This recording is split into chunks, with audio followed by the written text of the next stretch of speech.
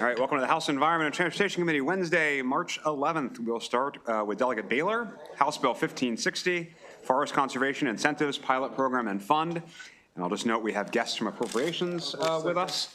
And please go ahead with your panel. Thank you. Good afternoon, Mr. Chair, members of the committee. For the record, I'm Dylan Baylor, delegate for District 30A, testifying in support of House Bill 1560, Forest Conservation Incentives Pilot Program and Fund. I think our committee and the state has made incredible strides, at least since my involvement in state government, in forest retention and preservation and conservation through legislation like the Tree Solutions Now Act and through the updated Forest Conservation Act that this committee spent quite a few hours on. But I think that there is still a key piece that is missing from that conversation, and that is that we continue to see smaller and smaller parcels, which are under private ownership, continue to be lost. And I think what this bill tries to do is create an important conversation around what the future of forest conservation and preservation might look like. So high level, and I have to give Gary a shout out. This was something that he had talked about to me for years, including in a prior role. So wanted to introduce the bill to have a conversation about it. But high level, this bill does two big things. I think firstly, the first half of the bill is related to the ecological value of forest land. And I think this is a really important thing to think about for us as we move forward in the state. We know not all forest land is equal, and we know that we have limited resources as it relates to the preservation and protection of that forest land. So the first thing that this bill tries to do is create a framework for which the Department of Natural Resources has the ability to both work through criteria and work through how to develop the ecological value of forest land. And from that, the goal is to create a more quantifiable number with regard to the importance of that forest land, whether it be forest interior dwelling species or a variety of other factors. And I think that monetary amount is not with regard to any sort of taking or anything, but it's just to give perspective on the importance of that forest land itself. And then it incorporates that ecological value into the overarching policy guidance of the Forest Conservation Act in state law. So that way we have to incorporate that, and it would be incorporated into the Forest Conservation Act at a high level. And then the other big part of this bill, which is why appropriations is here, is it creates a pilot program to focus on making sure that we have additional incentives and additional resources to private landowners who want to preserve their forest. And it also uses that ecological value that I just talked about. The big point here is what I referenced at the beginning of this testimony, which is that we continue to see private forest cover lost. And that's for a variety of reasons. But a big part of it is there's a lot of these property owners that are kind of in this gray area where they don't want to put their forest land into a permanent easement, right? Which I understand. But the current incentive structure is not enough, which is really focused on the property tax rate.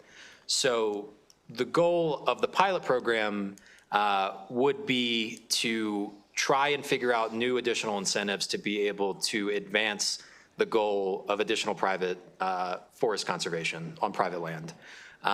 There is a significant fiscal note because we wanted to have the conversation. I recognize the budget situation that we're in as a state, but I think this, Gary and the panel, we just wanted to at least highlight the importance of this conversation as we continue forest debate, the debate around forest conservation and preservation.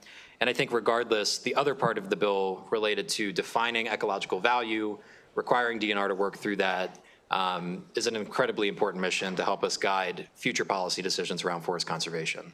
So with that, that's high level what the bill does, and I would respectfully request a favorable report. And I want to thank Patrick for drafting this on the last day of the deadline, so thank you for doing that. With that, I'll turn it over to Gary. Thank you very much, Mr. Chairman and members of the committee. My name is Gary Allen. I'm the president of the Maryland Forestry Foundation.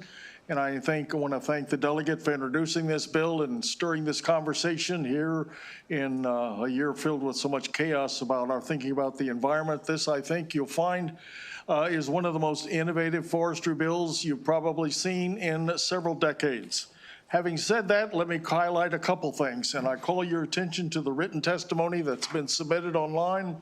Many of our people, in light of all the things that are going on today, could not be here, so we just have a very small panel. One is to recognize that over 3/4 or nearly 3/4 of all of our forest lands in Maryland are privately owned. That's an important consideration, because the important thing about that is how do we incentivize those private owners to maintain and ultimately enhance and protect the forest cover that they own. Every time you see a presentation about forests, they talk about the benefits and values of trees. This bill, for the first time, would require the state to codify those ecological services and use them as the future basis for policy planning in a variety of state statutes. That is critical piece of this bill, because once we recognize that these services have to be protected, identified, and valued, then obviously if we want to protect them, we've got to find some incentives to do so. And in this bill, we envision that there would be a fund to provide additional payments to the landowner to help preserve that. But we weren't going to just give money away. We didn't think that was a good idea to even ask you. So we asked that in exchange for a generational commitment by the landowner to protect that forest land, a 20-year commitment. Gentlemen, I hope that, and ladies, I hope that you'll take a look at this bill for what it is, an innovative approach to help protect forest cover, and we trust that you will provide a favorable report for this, even in these fiscally constrained times. You'll take a hard look at the innovations that lie behind it. Thank you very much, Mr. Chairman and members of the committee.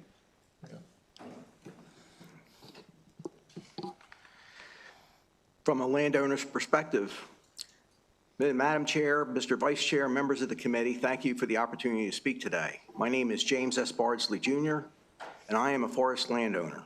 I'm also acting chair of the Forestry Board of Caroline County and former forestry science educator at the University of Maryland Eastern Shore.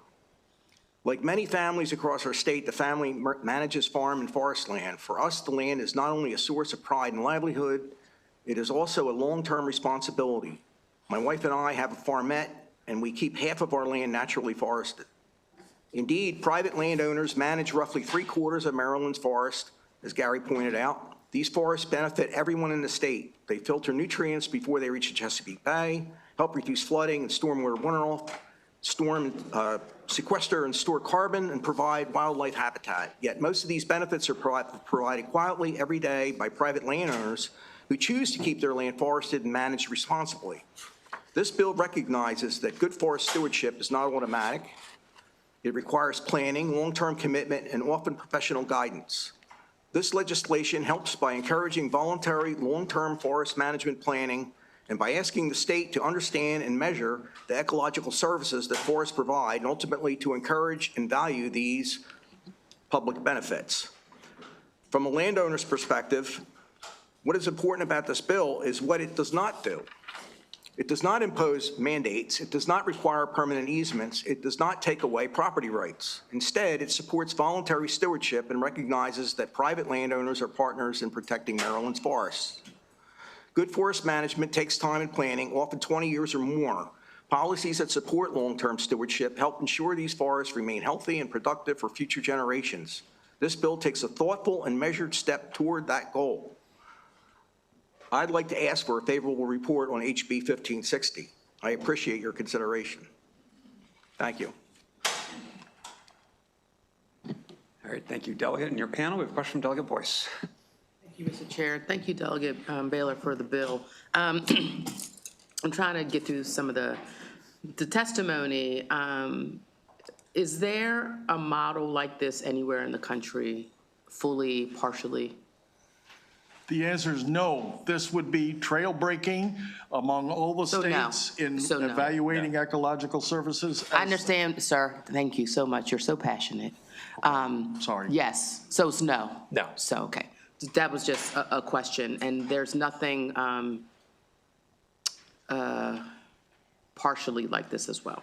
Yeah. It looks like there's a lot of folks who are interested, but maybe a little worried and may feel that it needs to be, I hate the word study, but potentially studied and discussed.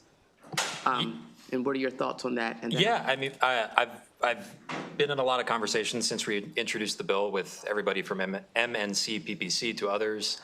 And I think it's been really awesome to be able to talk about the intent of this and the need, firstly, to guide our forest conservation and forest preservation efforts with data, which is kind of the first half of the bill with this ecological services. And then secondly, how do we as a state crack the nut on trying to incentivize more private landowners to preserve their forests?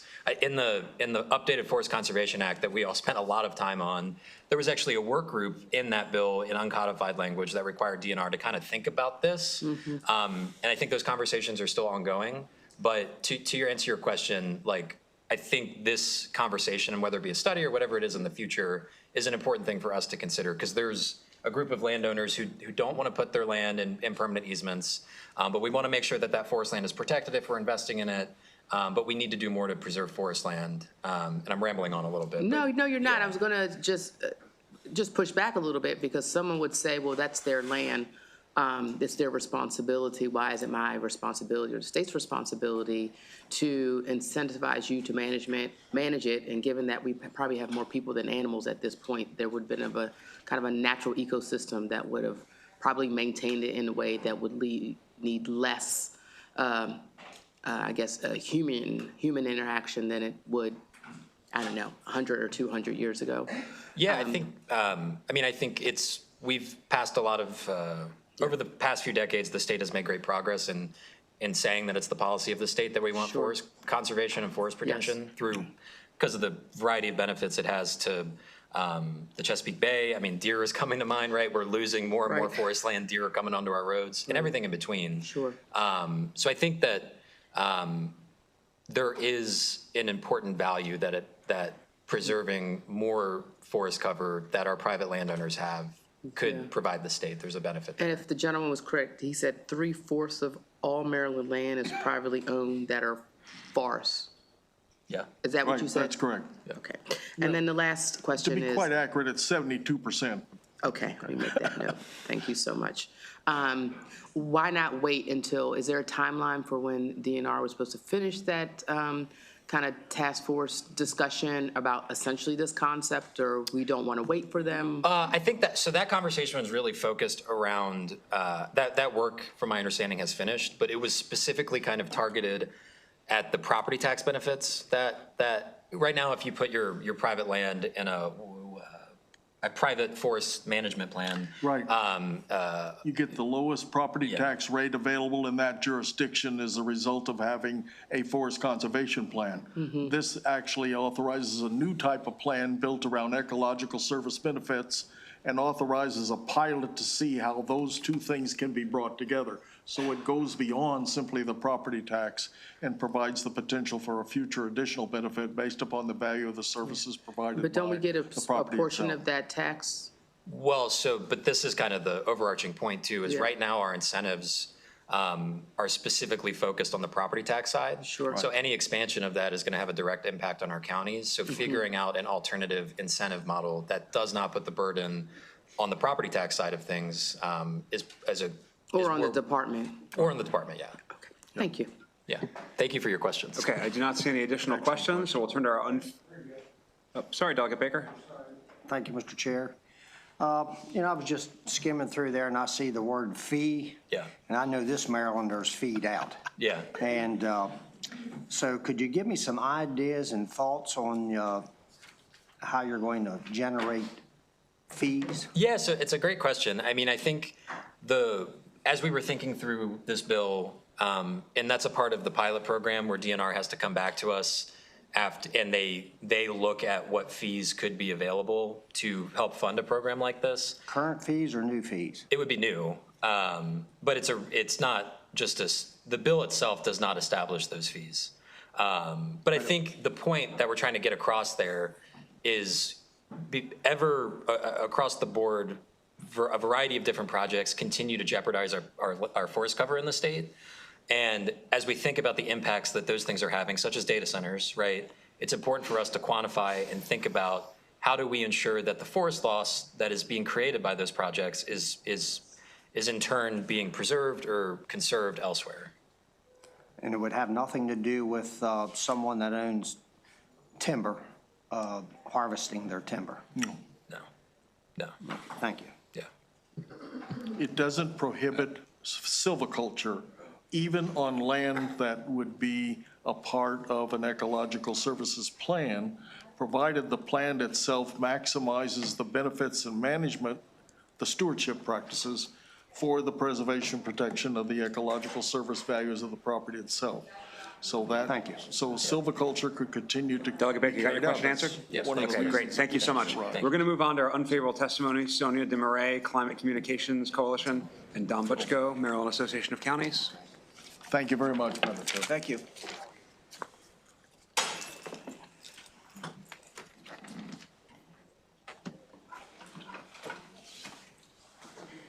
Are you unfavorable?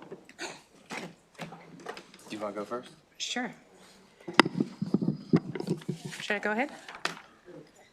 Thank you. Well, good afternoon, and thank you for this opportunity to comment. I'm Sonia DeMarais. I'm the Executive Director of the Climate Communications Coalition. I'm also the former chair of the Frederick County Forestry Board. I'm completing a graduate degree in Forest and Climate Change at Oregon State University, and I'm a forest land owner.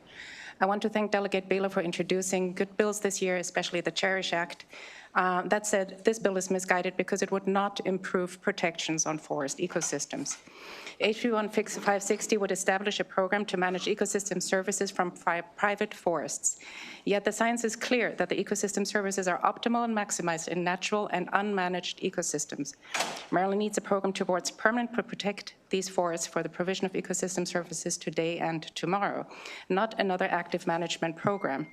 I urge you to review my written testimony, which details the science from peer-reviewed studies showing that protected, unmanaged forests provide the most ecosystem services and do the most good. We need forest protections, not more conservation. HB 1560 instead would harvest renewable energy, highly polluting woody biomass, in other words, fiber products and timber, in addition to creating credit trading systems. The objective is to maintain Maryland's no net forest loss policy, which allows the replacement of a mature forest with a newly afforested field despite losing vital ecosystem services. HB 1560 is not an environmental bill. It asks for $10 million to subsidize further expansion of the forestry industry, as laid out in the Maryland Forestry Economic Adjustment Strategy, to tap into forests that were off limits until now, because forest owners like them for their beauty, not for the timber. Maryland already has 30% of lands in conservation, working lands that produce necessary commodities, including working forests. We need working lands and in conservation, but importantly, we also need to protect land for biodiversity and ecosystem recovery, now more than ever during this triple climate, biodiversity, and pollution crisis. But we're only at 2.67% of protected lands and waters, according to the USGS, the official tally, far from the needed 30%. We urge an unfavorable report on 1560 and agree with groups such as the Old Growth Forest Network Great, and the thank you Sierra so Club. much. We'll turn to Mako. Mr. Chair, members of the committee, Don Butchko with Mako. I'm going to keep this very brief. I'm going to refer you to our written testimony. I think the comments from Delegate Boyce really just outline our concerns. We don't really have issues with the content or the concept or intent.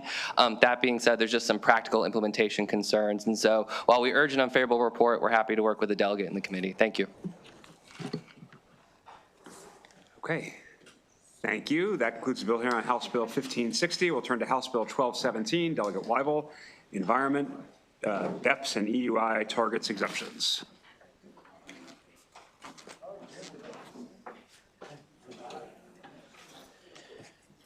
Thank you, Mr. Chairman. Very sad day for me. It's my last day this session in ENT, so I know.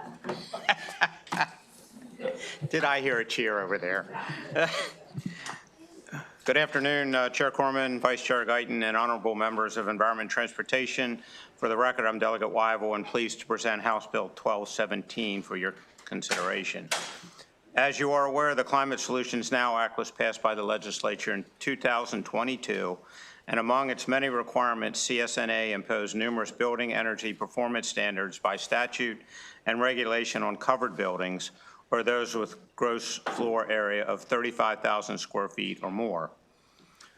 The bill has the word exemption in its title, but I think a better word would be postponement.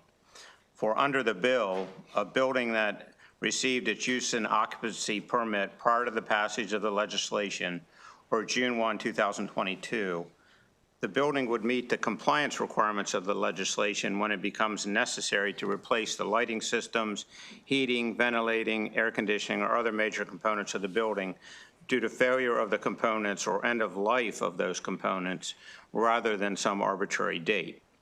House Bill 1217 aligns compliance with natural upgrade cycles, reducing the financial burdens on Maryland businesses. Why does this matter? Major building components like HVAC systems, chillers, boilers, and lighting have predictable lifespans. Requiring early replacement forces owners to incur substantial premature capital costs, reducing competitiveness and discouraging investment. Allowing compliance during natural replacement cycles achieves the same long-term environmental benefits without imposing sudden fiscal shocks. This approach keeps Maryland aligned with climate goals, but in a way that is economically rational. This approach supports Maryland businesses in a region with intense interstate competition. Maryland borders multiple states, as you well know: Virginia, Pennsylvania, West Virginia, and Delaware. For businesses in these border regions like Washington County, even modest regulatory differences can influence site selection, expansion decisions, capital investment, commercial leasing, and job creation. A postponement rather than exemption ensures Maryland does not place itself at a competitive disadvantage compared to neighboring states just minutes away. House Bill 1217 addresses Maryland's declining business climate and workforce trends. According to the 2026 Chamber of Commerce Red Book, Maryland ranks poorly in critical economic categories, including coming in 46th in terms of state tax competitiveness and 37th in job growth. It's also incurred a negative net migration and weak business friendliness rankings. Adopting House Bill 1217 signals that Maryland recognizes the pressures on employers, is willing to make regulatory systems more predictable, and wants to reverse declining economic and population trends. Just a note on the fiscal note, as you all know, I like those. I actually thought it was somewhat laughable. MDE says that although a reliable estimate of the increase in costs for MDE cannot be made, they estimate it would cost $1 million that would be needed to create a database to track which buildings received UNO permits before the June 1, 2022 date. But I ask you, don't local jurisdictions already maintain these records? And identifying eligible buildings requires a simple database query and not new infrastructure. And wouldn't MDE already require or maintain a similar database to administer the existing BEPS mandates? House Bill 1217 maintains long-term environmental goals while providing near-term flexibility. A key strength of the bill, again, is that it does not exempt the buildings indefinitely. Instead, it preserves Maryland's climate action framework, ensures full compliance over time, and allows building owners to meet standards responsibly and economically. House Bill 1217 shows that Maryland is committed to practical, not punitive climate policy, and that Maryland's climate strategy works best when the business community can comply without prohibitive costs, regulations reinforce, not undermine economic stability, and policy timelines reflect real-world construction economics. House Bill 1217 demonstrates the state's willingness to listen to stakeholders, adjust mandates when necessary, and pursue climate goals without sacrificing job growth or investment. It communicates that Maryland's climate legislation can be smart, flexible, and economically sustainable. For these reasons, I respectfully ask for a favorable report on House Bill 1217, and thank you for your consideration of this legislation.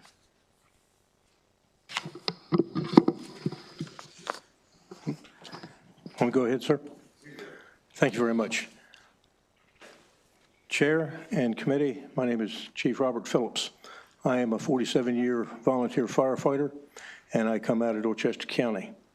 I'm here today representing the Maryland State Firefighters Association as their legislative chair, and we collectively represent over 360 fire companies, volunteer fire companies throughout the state. This particular bill is very interesting to us and very We need to see this passed. Our fire companies are volunteer. We go out here and we raise the money it takes to keep all of our houses open, all the equipment we need, buying new fire trucks and things like this. We have to buy those a lot of times on date. We'll have a piece of equipment that's 20 years old, and due to regulation, there's many times we have to get rid of it. This particular case, this bill is talking about our HVAC systems primarily, heating, ventilation, and air conditioning. I happen to be a mechanical contractor by trade. We can put in a piece of equipment, and the commercial types of equipment that we're talking about have a typical life of 20 to 25 years very easily. If we have to change this equipment out due to an arbitrary date, then we are actually increasing our cost of operations every year we own that piece of equipment. This is a very logical way to allow the equipment to have a useful life. We're not throwing away stuff that's still good. And when it needs to be replaced, we replace it to meet the state standard at the time. The bill makes an awful lot of sense, and we would ask that you would return a favorable report for this so that we can better use our money elsewhere. Thank you very much. Thank you. Delegate Holmes. Thank you, Mr. Chair. Thank you for the legislation. Did you submit this to the Fire EMS Coalition for their review? I did not. I believe it was, sir. Yes, sir. They should have had a favorable report on that. It's one check. Thank you. Yes, sir. Thank you. Delegate, you said something I didn't quite follow. You said postponement's better than a waiver. Can you just describe what you were trying to say? Yeah, so the bill actually, they titled it exemption. It's not asking to be exempt from anything. What it's doing is actually postponing potentially the replacement. And in some cases, it could accelerate the replacement because it's at the end of useful life of the equipment. So I'm assuming that the equipment in this bill lasts beyond the 2030 date, which is the mandate.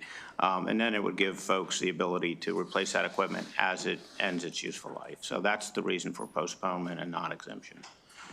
Okay. I mean, you'd be surprised, this committee last year passed HB 49 and it had, language about it was waivers, so a little bit different, but waivers if it wasn't economically feasible or not practical to do the install for the same idea. The idea being that, yeah, if a gas boiler was just put in the year before the deadline, maybe not the smartest decision, but if that was done, it's not economically feasible to then have them replace the gas boiler the next year. Unfortunately, the Senate didn't go along with us. I hope next year, if we come back, you'll vote for that bill and you'll help me with the Senate.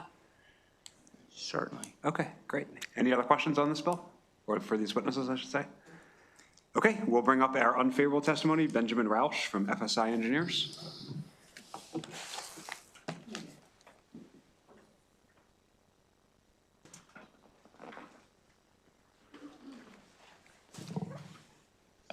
Good afternoon. I'm Ben Rausch, FSI Engineers. I am also the chair of the Maryland Green Building Council, and I am not here in that capacity. I am here as a private citizen. I do want to say, think about the incentive structure that you're setting up with this bill. There's a language argument here as well. You need some semicolons after lighting, semicolon, HVAC, semicolon, because otherwise it reads as and, like you had to replace all of them. But think about the incentive structure you're setting up with this bill. You say, at what level did I replace enough lighting to require BEPS, which is only modestly, there's not a lot of gas lights out there anymore. Or why don't I limp my HVAC system along for as long as I can, even if it's no longer efficient or particularly serviceable? We, as mechanical engineers, I'm both mechanical and fire protection, have seen a good many boilers that should have been replaced at 25 years and are still running at 45 and 50 years. So do we want to say, great, that building built in 2020, it's okay that it's 2065, but we're still running boilers? Maybe. That's the incentive structure you're setting up. Additionally, you can't meet your state requirements doing it this way. Your example I just used, that 45-year-old boiler, you could choose to do that. The BEPS requirements stage in 5-year increments into 2040. So you can continue to use gas equipment. It's not like you must replace it in 2030. You have a runway of increasing fees to choose to keep that equipment. Our audits that we do in buildings show that the right choice is often waiting until 2035 or 2040, waiting out that equipment life, because that's the financial choice that makes sense. So I encourage you to consider the incentive structure and not give a favorable recommendation. Thank you very much. Any questions for this panelist? Okay, thanks for being with us. That concludes the bill on House Bill 1217. We'll turn to House Bill 1444. Delegate Weigel on behalf of the Washington County delegation, on-site sewage disposal systems regulations exemptions. You know, I was going to turn this one over to Delegate Baker. He's the expert on septic sludge. But again, I'm Delegate Weigel for the record. On behalf of the Washington County delegation presenting House Bill 1444, which is, again, is specific to Washington County only. This House bill seeks to ease restrictions on septic repair requirements in the rural village zoning districts where compliance with such regulation would be unduly burdensome to the homeowner. Many of our rural village designations include developments with small lot sizes or have characteristics that may prevent them from complying with today's more stringent septic regulation standards. The requirements of this legislation would apply only where those compliance requirements are financially or physically impractical.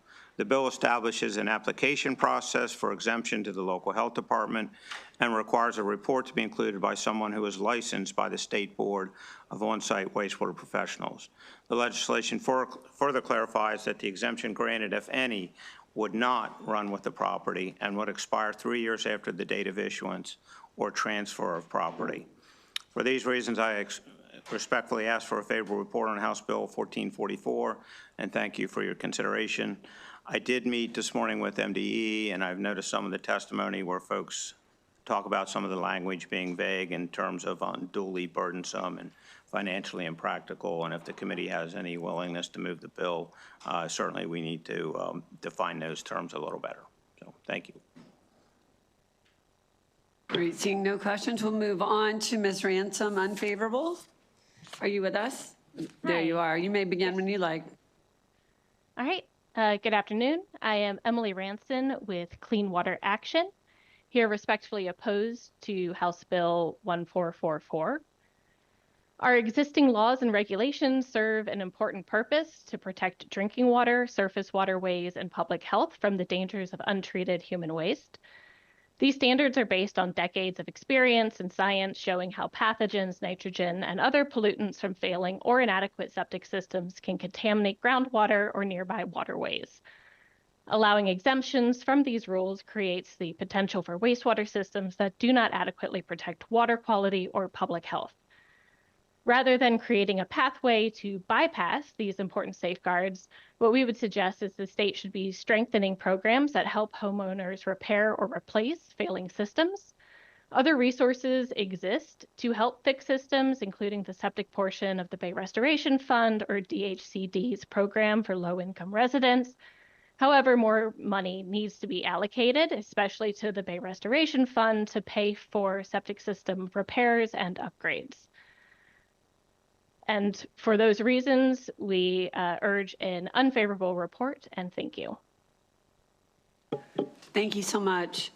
I don't see any other questions from the panel. I would like to, from the committee on this bill, I would like to ask you, Ms. Ransom, does this bill as before us right now, would it preempt the bill that we have been working on this year for on-site wastewater inspections that passed the House last year and that has actually already passed the House this year that I sponsored?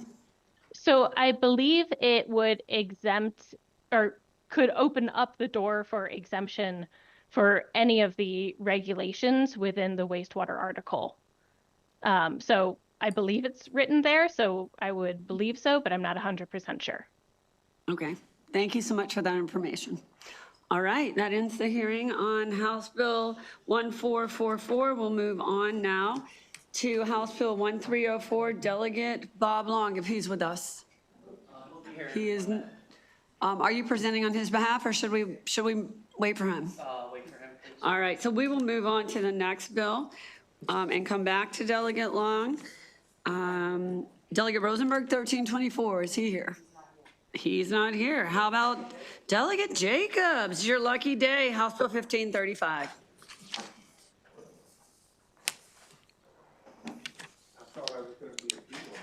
Yeah, talk to Unless we want to go to terrazas with 21 witnesses, which I don't think we can handle yet.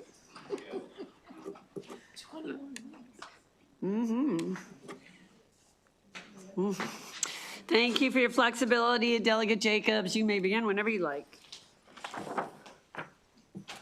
Let me get myself prepared here.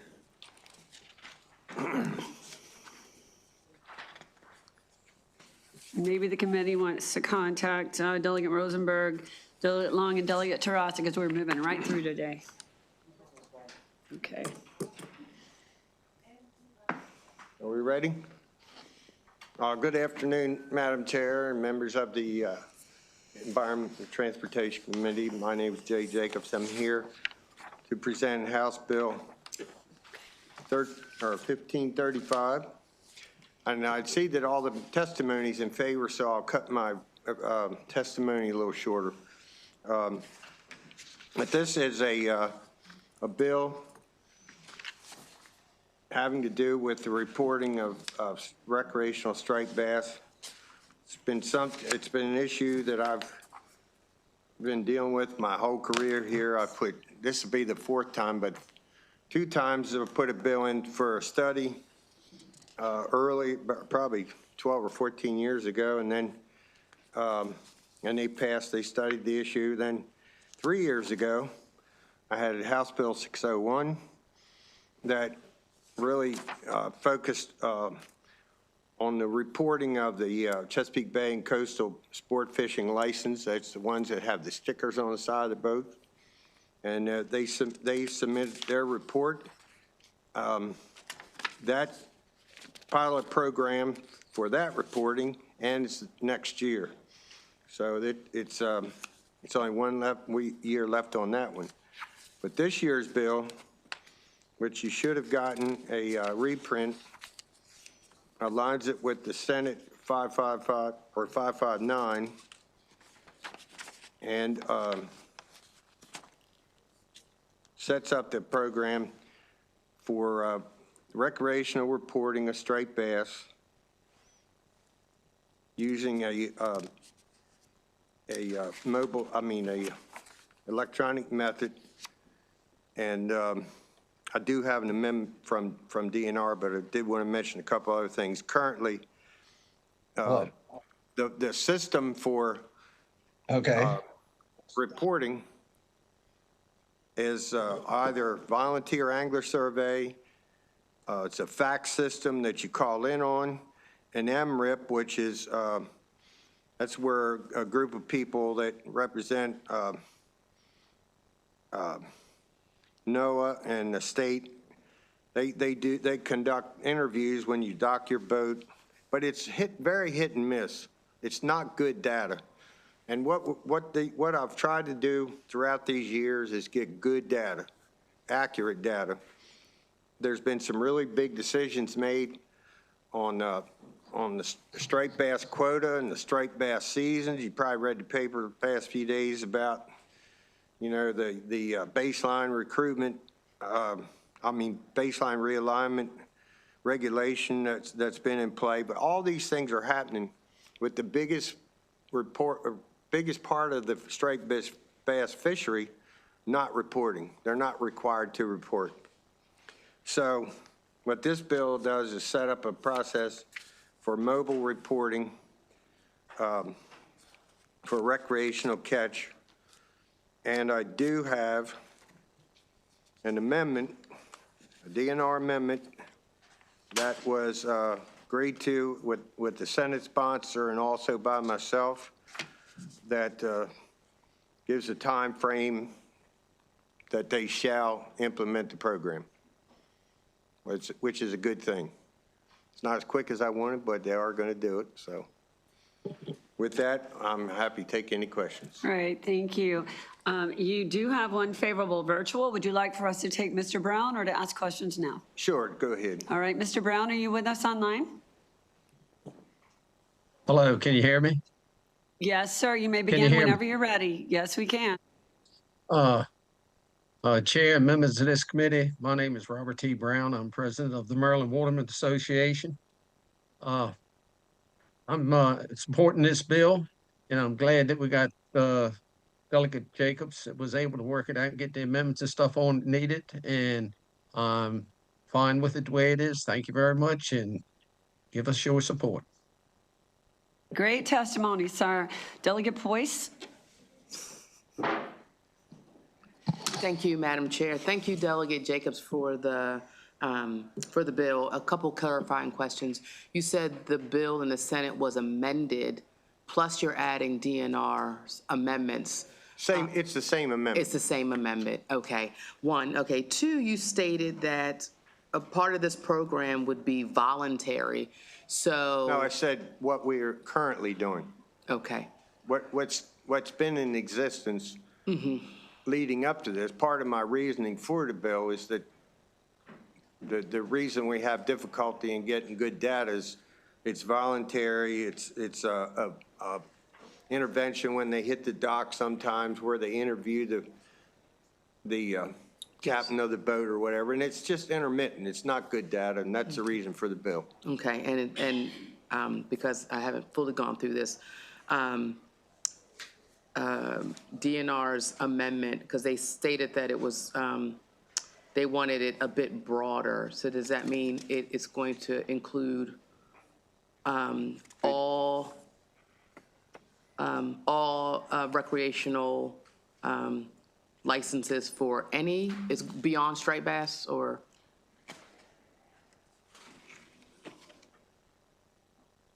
Do you have the same amendment that I do? I'm sorry, let's go to, actually, I don't have a reprint. I guess I didn't get it. Yeah. That's fine. Delegate Jacobs, do you want to just read the amendment if you have a copy? I can hand her one. No, that's okay, I can get it. You keep your copy. I'll talk with you offline, thank you. In any event, the Senate sponsor and I have both agreed to the DNR amendments, just so you know. Sounds great. Delegate Foley? Thank you, Madam Chair. Delegate, so I can see the amendments that were proposed by DNR in their testimony, and I assume those are the amendments that you're talking about, correct? Is that right? I didn't hear you, I'm sorry. I'm sorry. The amendments that are in DNR's testimony, those are the amendments you're talking about, right? I don't have DNR's testimony in front of me, but they emailed me these amendments this morning. I would assume they're the same. Oh, okay. Okay. Okay. So one of my questions was the timeline. It looks like on these amendments that the timeline goes out like another year. Yes, that's the right amendment. Yes, ma'am. Okay, and the fiscal note, is there anything you want to say about the fiscal note on this bill? Because it's pretty. Forget that fiscal note. Okay. It's pretty substantial.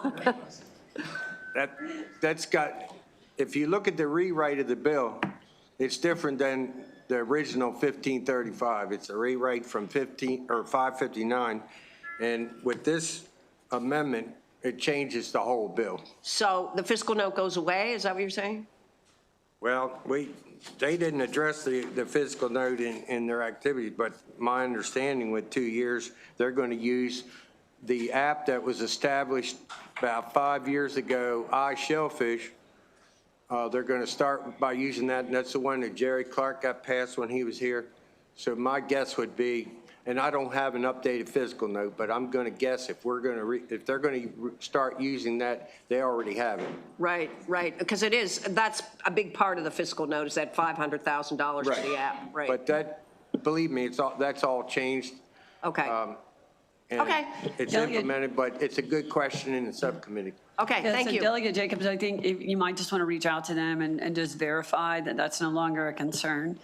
So that ends the hearing on the House bill. I don't believe we do. Did you sign up for testimony on this bill? We should have. I'm afraid you did not, but please do. it sounds like all right, come on up. Come on up. Come on up. You did not sign up, but come on up. How you doing? Look, we got all of DNR behind me, Madam Chair. Yeah, All you of signed the- up for written testimony. If you want to just say me too, we're all in agreement, that would be great. If you're not, you can All go of DNR's there. here for any question Sure, you can thank you. imagine. Just for questions? Yeah, and All right. I just be very brief, and I just want to address the fiscal note question. With our amendments, and I'll make sure that you all have the updated amendments, there was a very small change from when we put in our written testimony, that a few mays to shalls, things like that. But with this amendment, we should not have a fiscal note. And so we're moving forward, and to clarify, this would be incorporated into our Maryland Outdoors Act app. So that's what we're looking at, but that goes beyond the bill. This is simply setting up a program for us to monitor. Okay. All right, thank you. And with that, that is the end of the hearing on House Bill 1535. And now we'll go on to Delegate Rosenberg if he is, oh, I'm sorry, Delegate Long. I see that he has joined us. House Bill 1304. Okay, great. So here we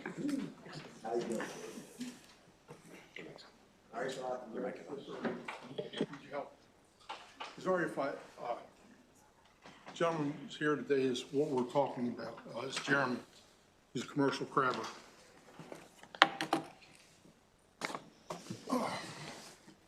First off, I'm Delegate Bob Long. Let me get my glasses on here so I can see what I'm doing here. Testifying on HB 1304. This bill originally was drafted. It would have actually reduced the time of being penalized for fishing without a license for the first time. That's all been amended. We no longer have recreational fishing involved. And the reason why we brought this bill is because this gentleman to my left, this young man, actually got caught up in a situation that was really, really tough. It's how he make his living. I'm going to let him explain to you, and then you understand why I brought this bill. Jeremy, if you don't mind. So, State your name and everything. oh, Jeremy Caring. My license was expired, or they expire on August 31st. I do this almost 6 days a week. I'm going 16, 18 hours a day between running the boat, running the crab house. It totally slipped my mind when I got stopped on September 8th. I admitted to it, I realized what I did, went to court, they reduced my fine to $200 with the court cost. I thought it was done and over with. And then on April, I got a letter in the mail saying I was suspended for a year, and I have a report that you do fill out every month for what you call if you crab, didn't crab. I filled it out, said I will not crab for the year because I thought I was suspended for that whole year. And then I requested a hearing, got a hearing date to appeal it. Got a hearing date, time. It was a virtual hearing. Got on there. 2 hours goes by in my hearing. I realized I no longer had a hearing since of August 8th. I asked why. I didn't get a notification, didn't get email, letter, and they just said the administrative law judge did whatever he needed to do. And then I got another suspension notice saying he gets suspended in October, and it goes all the way to September 26, 2026. So I'm just here to try to get back to work. That's all I want to do. Right. We just want to thank you for your time. What this bill's attempting to do is to be able to get this young man back to work. We want to change the suspension to 30 days, retroactive. What happened was he just got caught up in a fragmire. I don't know how you want to explain it, but he wasn't aware that his license would have been suspended. When he found out, it was kind of late to appeal it. And we have talked to DNR. We've tried to go through all the hoops to get this all taken care of. This is how this man makes his livelihood. How long have you been in business, Jeremy? This will be my 14th year. And never had a run-in. He had no idea his license was going to be yanked from him. And this is how he makes his living. And I actually took this very personal. Something similar like this happened to me. And I would like to ask this committee for whatever help you can give this young man, get this bill passed. Let's get him back to work. I mean, this is how he makes his living. Thank you. Thank you, Delegate. Thanks for advocating for your constituent. We have a question from, do you have a question? Okay, Delegate Boyce. Thank you, Mr. Chair. Thank you, Delegate Long, for bringing this bill, and certainly is sympathetic to the issue. Did you see DNR's testimony? Yes, I did. That's why I amended the bill about this is only for commercial fishermen. Okay.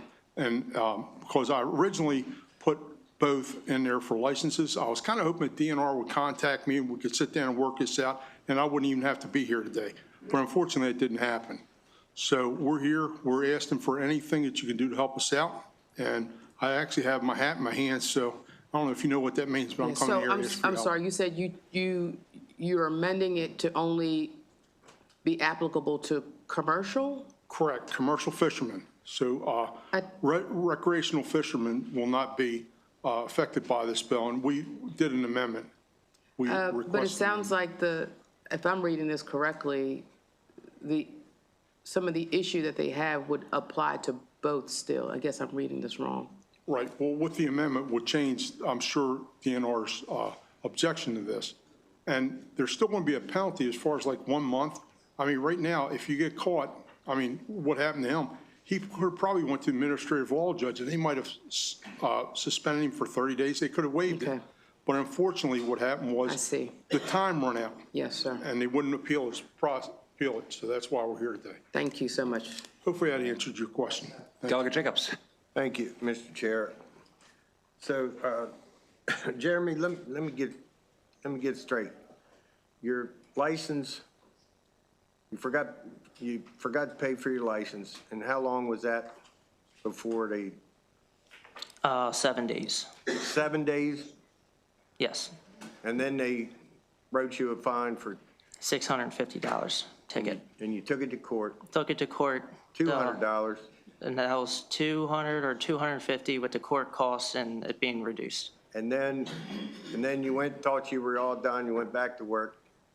Yep. And then you found out they suspended your license for a year? That following April, yes. And was this your first offense, or had you had others? This is my first ticket ever. In 14 years? Yes. And they suspended your license to make a living at crabbing for a year? Yep. And what else did you do in the water business? Anything else? I had Blair and Robert Long trying to work things out for me. But I mean, what else did you do on the water? Since you couldn't go crabbing, what were you able to do on the water? I couldn't do anything. I can't do anything on the water. Okay. From what I understand, he's prohibited from doing anything on a boat. And that's very unfortunate. I mean, I understand we have to make sure people are accountable, but I think this is harsh, and that's why this bill come forth. Well, we kind of dealt with that a little bit last year on the harshness of some of these penalties, but so you tried to have your day with the administrative judge? Yes. And then to no avail, is that what you're saying? Yep. Okay. And what happened was, I think you have a 30-day appeal period, and it passed the 30-day appeal period, and once that was done, administrative law judge says no. I hope I'm not talking too much, but the other thing is, first time man's ever been in trouble. And they didn't explain to him when he paid the fine that his license would be suspended. And that's something we need to really address if we can. Thank you. Thank you. Delegate Long. Mr. Chair. Thank you, Mr. Chair, and Delegate, to the other Delegate Long, thank you for. My brother from another mother. There we go. Brother from another mother. I'm so happy that we can agree that we should definitely be people of second chances, especially the people that are first-time offenders. Glad to hear you say that. Yes, sir. In all respects. But as it relates to this, as I echo Delegate Jacobs, because we heard this similarly last year for those that were crabbing. So I'm going to ask the gentleman, do you know exactly how much of livelihood you've lost since you've not been able to? How much I lost, or just about what I make in a year?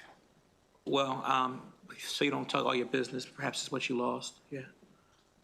85 to 90,000. Yeah. Thank you.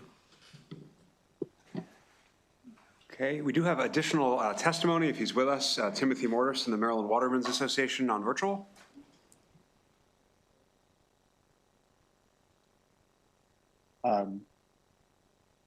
Chairman, committee, my name is Timothy Mortis. I'm Vice President of the Maryland Watermen's Association. We are in favor of this bill. We just think that this is a little harsh for, 15 years, no tickets. He only missed us by a week.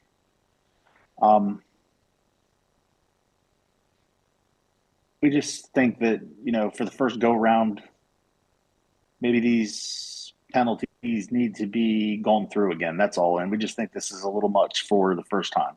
Thank you. Thank you very much. Are there any additional questions?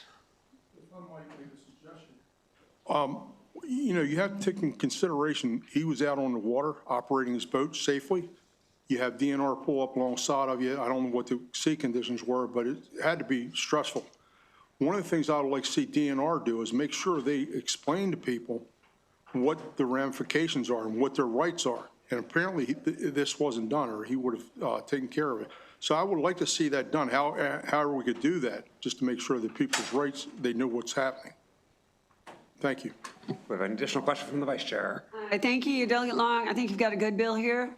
I don't think I think we understand what you're trying to do. What you just described, however, does bring up a question. Are you bringing an amendment to address the conversation that he did or did not have or should have had with DNR to add to this bill? Well, no, the bill just addresses what is taking place. Sure. No, I understand that, but you also just said more than that. So I'm Yes, just going it to say, does. if you'd like to see that, you might want to bring that to the committee. I think some of the bill does talk Okay. to that, but my main objective is get this man back out. No, I understand. And I will leave it up to the judgment of this committee to All do right, what they thank need you. to do. Delegate Boyce. Thank you, Mr. Chair. Vice Chair, pretty much said what I was going to say. I'm hoping that you will work with DNR offline, because I think there are a couple of other issues that need to be worked through in regards to this before the committee can figure out how we move forward. So I'd appreciate that you would take those considerations. All right. Thank you. And we thank you very much for your time and consideration. Yeah, 1 second, Delegate. Lydia, is that you? My eyes are pretty bad. Can you wave? Can you make sure Delegate Long sees you? Delegate Long, look back there. Look behind you, lady in green. Okay, just walk right out into the hall with Lydia from DNR and start having a conversation, okay? That sounds like a good plan. All right. Thank you. Thank you all. That concludes the bill hearing on House Bill 1304. We'll turn to House Bill 1324. Delegate Rosenberg, if he's here. Yep, Baltimore City, Natural Resources, Sunday deer hunting, and archery hunting safety zones.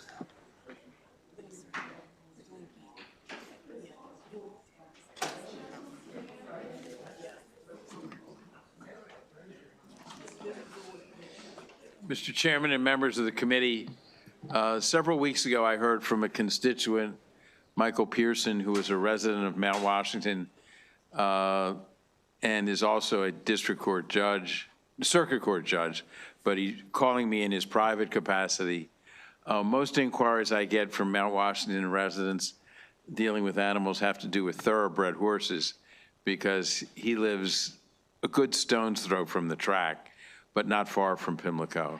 But he was calling me about, he lives near a forest, and the presence of deer affecting his property, because I think part of his property line goes into the forest itself, to say that the deer are doing damage to his garden.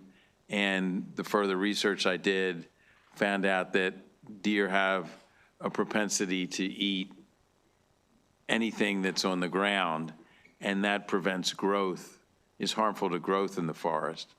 The issue is far more than what I experience. I'm in somewhat of a wooded neighborhood. The deer running out at nighttime and hitting your car. This is an ongoing problem. The city itself has hired federal marksmen to shoot deer to try and get the population down to what is considered an appropriate level.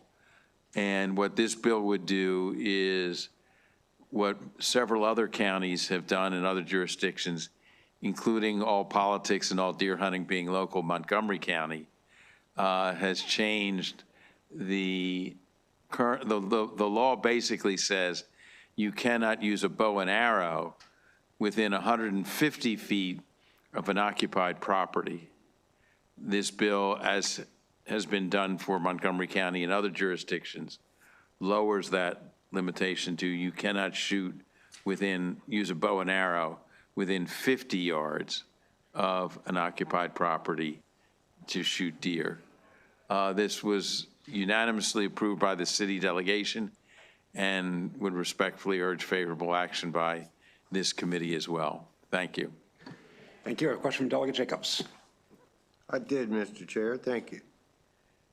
So, Delegate, it's an interesting bill from Baltimore City. I know that I saw, read somewhere they were doing the marksman at night. I don't know if they've done it yet. Hopefully they were successful in eliminating some of the problem, but I did have a couple of questions. It says 50-yard safety zone in the bill. So typically safety zones, short ones, are because you're shooting from an elevated position, deer stand. Are you going to have deer stands in Baltimore City so that the arrows they would be coming at an angle? It's less dangerous, especially at the 50-yard range, that the person would be at an elevated position shooting at an angle down into the ground. So will you be permitting deer stands in Baltimore City also? To be honest, I don't know what the city's plans are for the marksman in that regard. And my response would be, did we impose similar requirement for other jurisdictions when they went to the 50 yards? Now, we can remedy a past mistake if that's the case, but right. And you know more about fishing and hunting than I do. And the other question is there, I know I haven't read the bill, I'm sorry, I just grabbed it, but is there a time limit, like a 10:30 shut-off time in the morning, or is it, do you know whether it's a time on there? I don't believe so. Some counties have a 10:30 shut-off. And I mean, what we did in drafting the bill was simply add Baltimore City. This is reading on the bill, page 4, line 16. The department may allow a person to hunt deer on each Sunday of the deer bow hunting season in Baltimore City. Right. Well, we'll talk about it in subcommittee. Thank you. Thank you, Mr. Chair. Absolutely. Delegate Foley. Thank you, Mr. Chair. Delegate, by the way, if you read the fiscal note, I think it does talk about elevated stands toward the end in several jurisdictions that have the 50-yard limit as opposed to the 150-yard, including, I believe, Montgomery. Anyway, I just point you to that. Thank you. The second thing, my second question, though, is, so this property, it's what is it? Is it a yard? Is it a farm? What is it? In the specific instance of Mr. Pearson? Yeah. His property abuts a forest. A forest.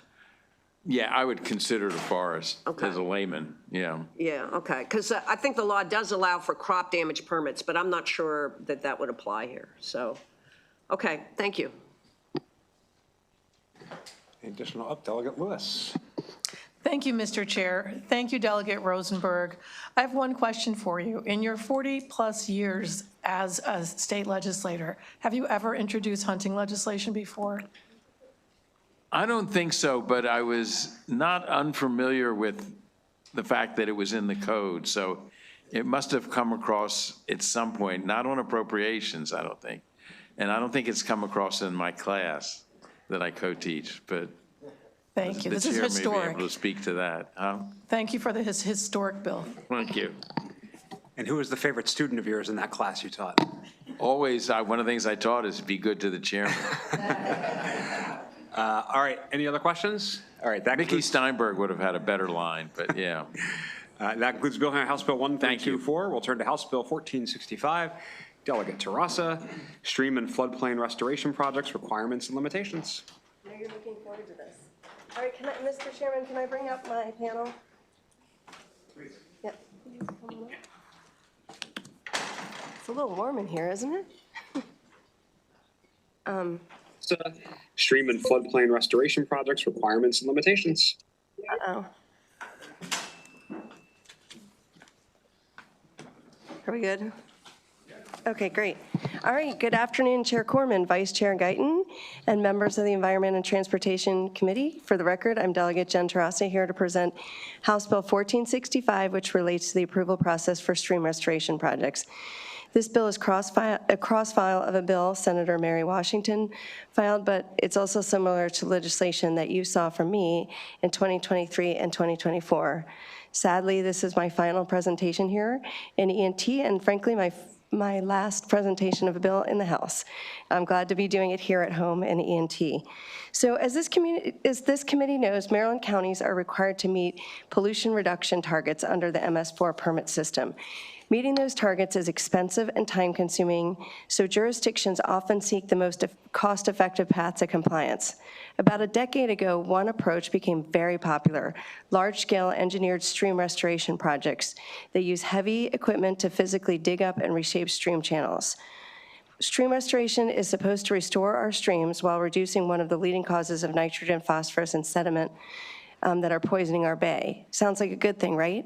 For those of you who weren't here for my previous bill, I want to tell you just a little bit why I remain concerned. So who could be against stream restoration and why? Well, what we've learned is these projects can be quite destructive to existing environment with many unintended consequences and with very little evidence that they are even accomplishing what they say they will. So let me show you that really quickly here on the screen.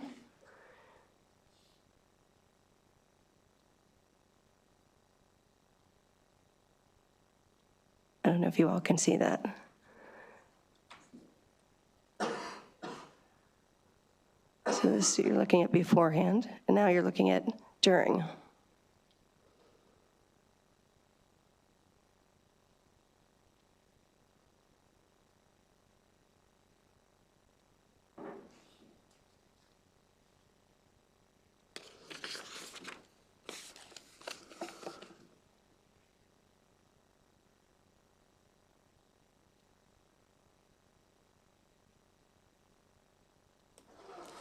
Okay, I don't know how much longer this, I'm going to start speaking while you're watching the rest of this. So that's really something, isn't it? It's not sort of the scalpel approach that I think many of us would like to see. And I'd like to tell you this project is just one of a handful, but unfortunately this is not just a case of a few bad actors. Many of you may have since then seen or heard of projects in your own districts. Additionally, worth noting that for the most part, these projects have been carried out as planned and approved. These projects generate substantial compliance credits under Maryland's accounting system, and a thriving industry has grown around them. The problem is that completing the project earns credits regardless of whether the stream actually improved or the bay reaped the benefits. Instead, success is measured by modeling and not actual results. Study after study, including research conducted here in Maryland across more than 40 streams, has found little to no evidence that these projects deliver the ecological improvements they're credited with.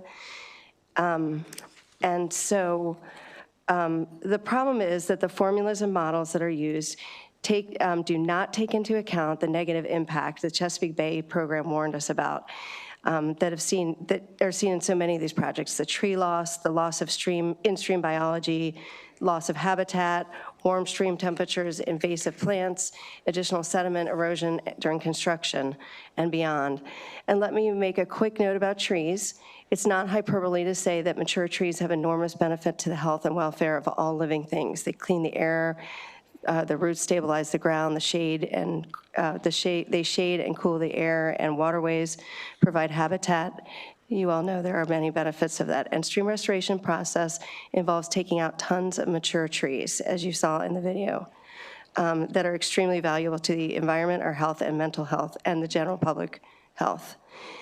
The fact is, researchers repeatedly found that the untouched sections of the same stream were in better ecological condition than the sections that had been restored.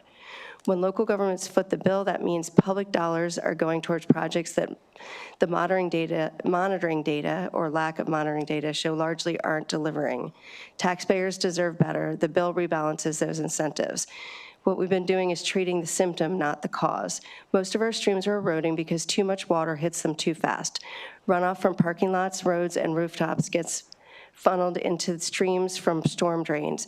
Digging up and reshaping the stream bed doesn't fix that. It's treating the symptom, while the upstream cause goes unaddressed. Maryland's compliance system should give more credit to financially incentivized approaches that tackle the problem at the source, such as permeable pavement, green roofs, planting, and stormwater infrastructure repairs. So what this bill does is, first, before heavy stream equipment, and you saw in my video what that means, count towards permit compliance, the applicant must show that less invasive alternatives were considered and found to be unworkable. Second, earning credit must mean demonstrating that the stream actually improved using ecological data collected after construction is completed. Third, the information that communities are told about a proposed project must match what is submitted. People who live near these projects deserve to know what is actually being proposed in their neighborhoods, and that it could take up to 30 years or more for any beneficial result to happen. There's insufficient transparency right now. So I want to make it very clear from the beginning, right here and now, that the intent of HB 1465 is not to ban all stream restorations. The point here is to make sure we aren't over-incentivizing one particularly destructive method of addressing these issues over another, when the decision should be based on science and not a formula that gives the most credit to one.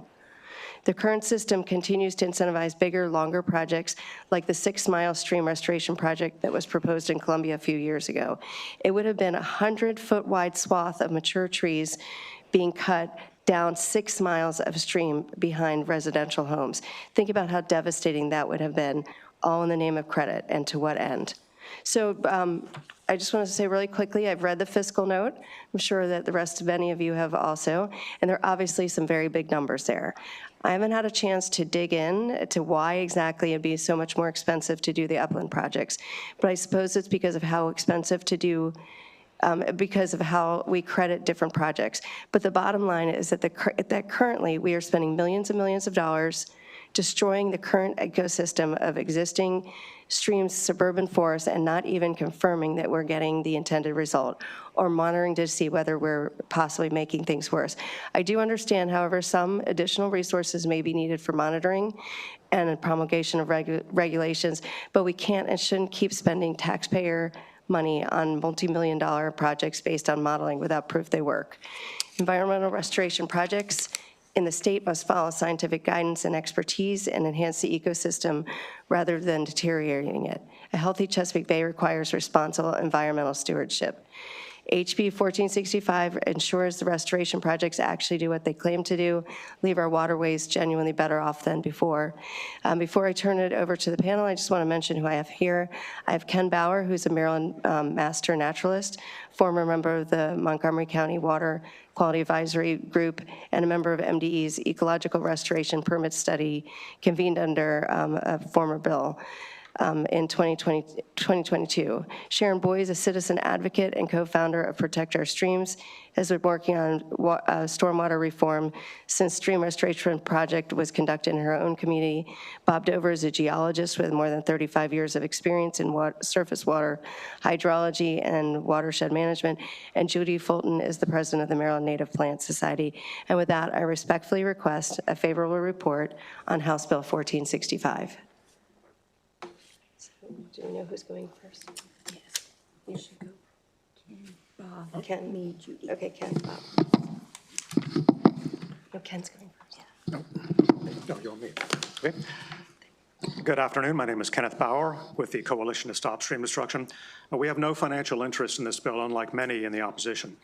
This is an environment bill, so we don't believe, folks, in the $25 billion stream restoration industry. We don't believe they're paid lobbyists and billion-dollar investment folks whose mitigation banks destroy our streams and wetlands. We know that the Council of Engineers, restoration professionals, and MACO engineer lobbyists are not recognized as environmental organizations. The Stormwater Association's consultants all build stream restorations, and the Chamber of Commerce is, well, the Chamber of Commerce. And many nonprofit river associations, conservancies, conservation districts, and park and planning commissions have succumbed to industry greenwashing, aided by, frankly, naive county officials. These are some of their unsubstantiated claims we debunk in our written testimony. They say the bills ban stream restorations. Not true. Stream restoration and crediting is established science. Absolutely not true. Our out-of-stream alternatives can't scale up to replace restorations. Not true. Costs will go up. Not true, given 20 cheaper out-of-stream practices as verified by MDE. The bill violates the Clean Water Act and mitigation requirements, and projects and current MS4 permits will be impacted. Not true. Streams can't self-heal and private property access is required. Not true. The bill will halt agricultural stream restorations. Not true. Jobs will be lost. Not true. A long list of disinformation. Published papers analyzed 700 stream restorations to show that water pollution and ecology were not improved or were made worse. And stream restorations are being damaged by uncontrolled stormwater runoff, so taxpayers are paying millions for repairs. Like the whole Watershed Act, this bill supports our entire toolkit. But this bill replaces, trust us, with a common sense alternatives analysis that says prove it and then you can use it. Therefore, we request a favorable report. Thank you.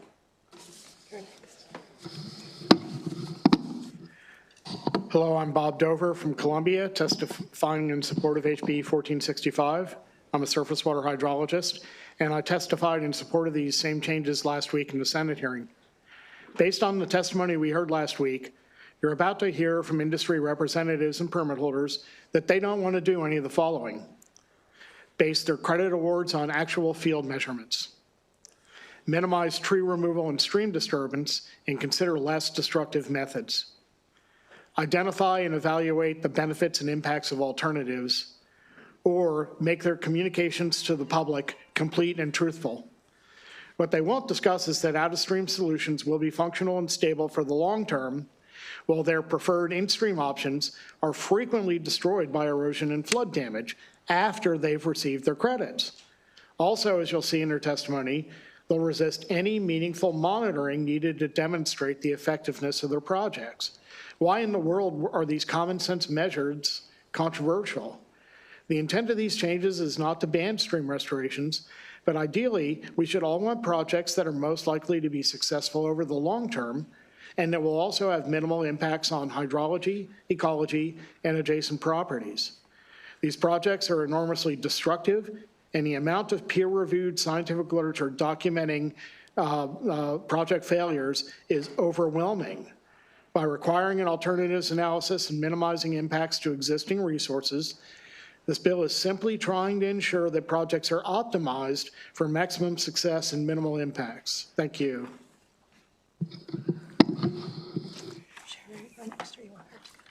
You can go next, Judy.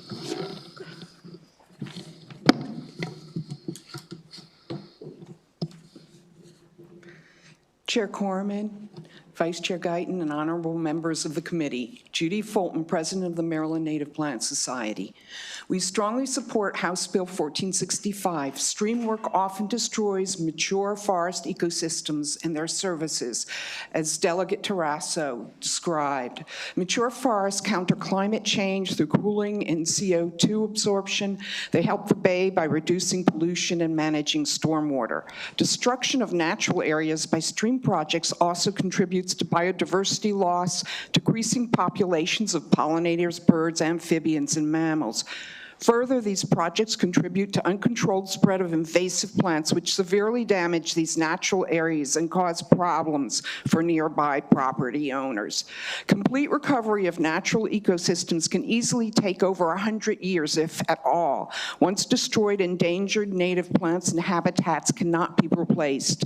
Young trees planted after existing trees are felled do not come near to offering the same quantity and quality of ecosystem services as mature trees, and some plantings survive only a year or two. Stream work also obliterates shrubs, wildflowers, and ferns. I'm picturing an awesome site I visited before a stream project. The site showcased a huge carpet of yellow trout lilies, some purple lobelias, and countless turcaps lilies. These can grow tall enough to dwarf me and then show off gorgeous orange flowers. Sweeps of silvery glade ferns were shining in the sun, accompanied by interrupted ferns, an attractive ground cover around since dinosaurs walked the earth. These and many more plants ended up buried in a mountain of soil that got carted off-site. They didn't get replanted after the stream project. Likewise, the animals didn't have a chance. I've seen photos of many turtle shells under anti-erosion netting. The turtles, unable to escape, cooked in the sun, starved, or dehydrated. HB 1465 is an important step in adding guidance and accountability to the whole Watershed Act. Maryland should protect, not bulldoze. We urge a favorable report. Thank you. Good afternoon, Chair Corman and members of the committee. My name is Sharon Boyce, and I'm here to express my strong support for HB 1465.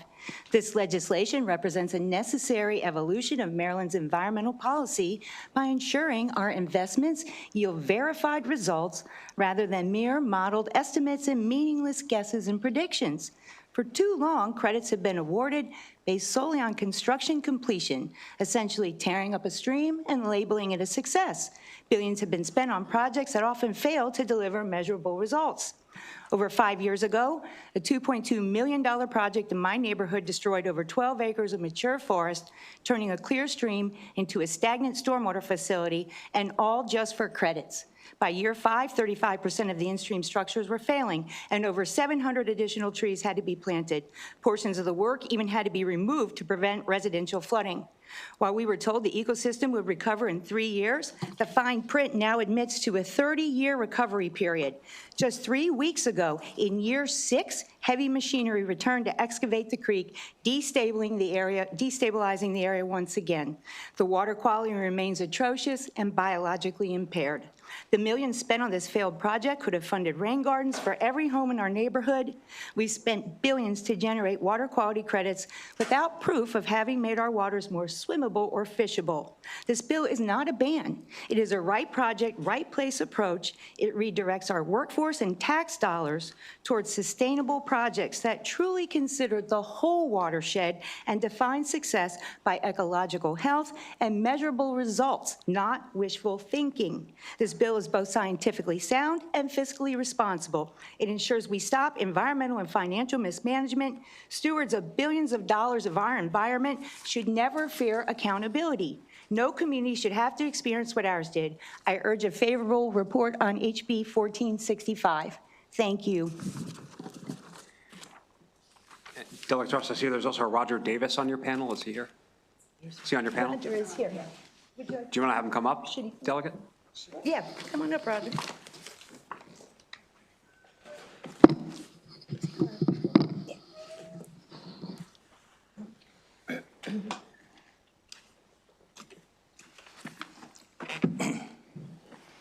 Good afternoon, members of the committee. My name is Roger Davis. I'm with Save Fonthill Wetland Park in Ellicott City.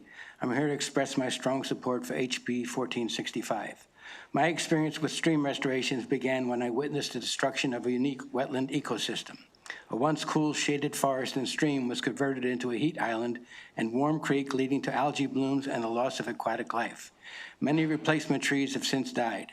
My neighbors and I had no prior knowledge of this project and no opportunity to provide input or ask for an alternative. This wasn't the only time we had inadequate notice and inaccurate information presented. Technical documents frequently do not align with public presentations. In one instance, a presentation claimed 46 trees would be removed for a project, while survey stakes indicated 600 would be removed. Currently, Fonthill Park is facing its third restoration since 2007 to repair failures from a 2019 project. Instead of having a community meeting during the design phase, they waited until after the permit was issued and had a meeting in September 2025, leaving residents with no meaningful way to contribute.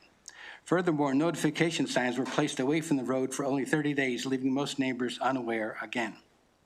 It is imperative that the public receives proper notice during the early design phase.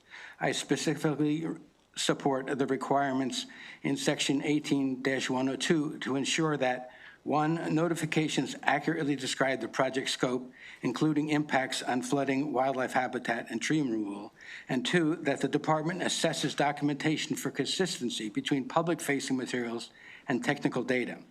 To ensure the best outcomes for our watersheds and our communities, we must mandate transparency and early engagement.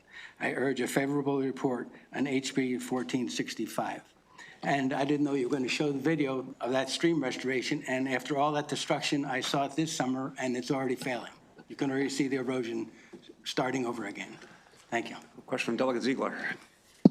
Thank you, Mr. Chair. So is there anything in the contracts with these companies that includes like a maintenance schedule of any kind and some specifications as to what you have to do after the destruction part of these projects? Yes, did you want to answer that? Yeah, if I may. The only thing I'm aware of is the industry standard contract is 1-year maintenance. So after a year, and these things get washed out, guess who pays? It's the taxpayer. Yeah, just to follow up on that, we have one near me, which is actually, I've heard from others that it's not as nice as it looks, but it looks nice.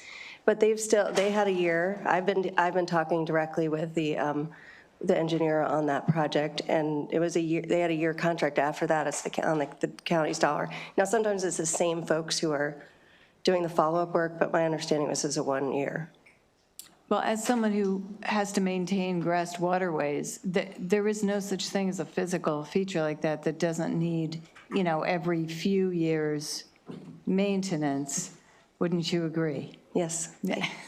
So if I can add, so in Howard County, for example, we have an organization that is paid for with our county taxes that becomes the long-term steward of these projects. So the contractors have a maintenance agreement for a certain amount of time, but then after that, it does fall to somebody to become the long-term steward, and typically that is the county. So we're paying for these projects, and then we're paying for their maintenance.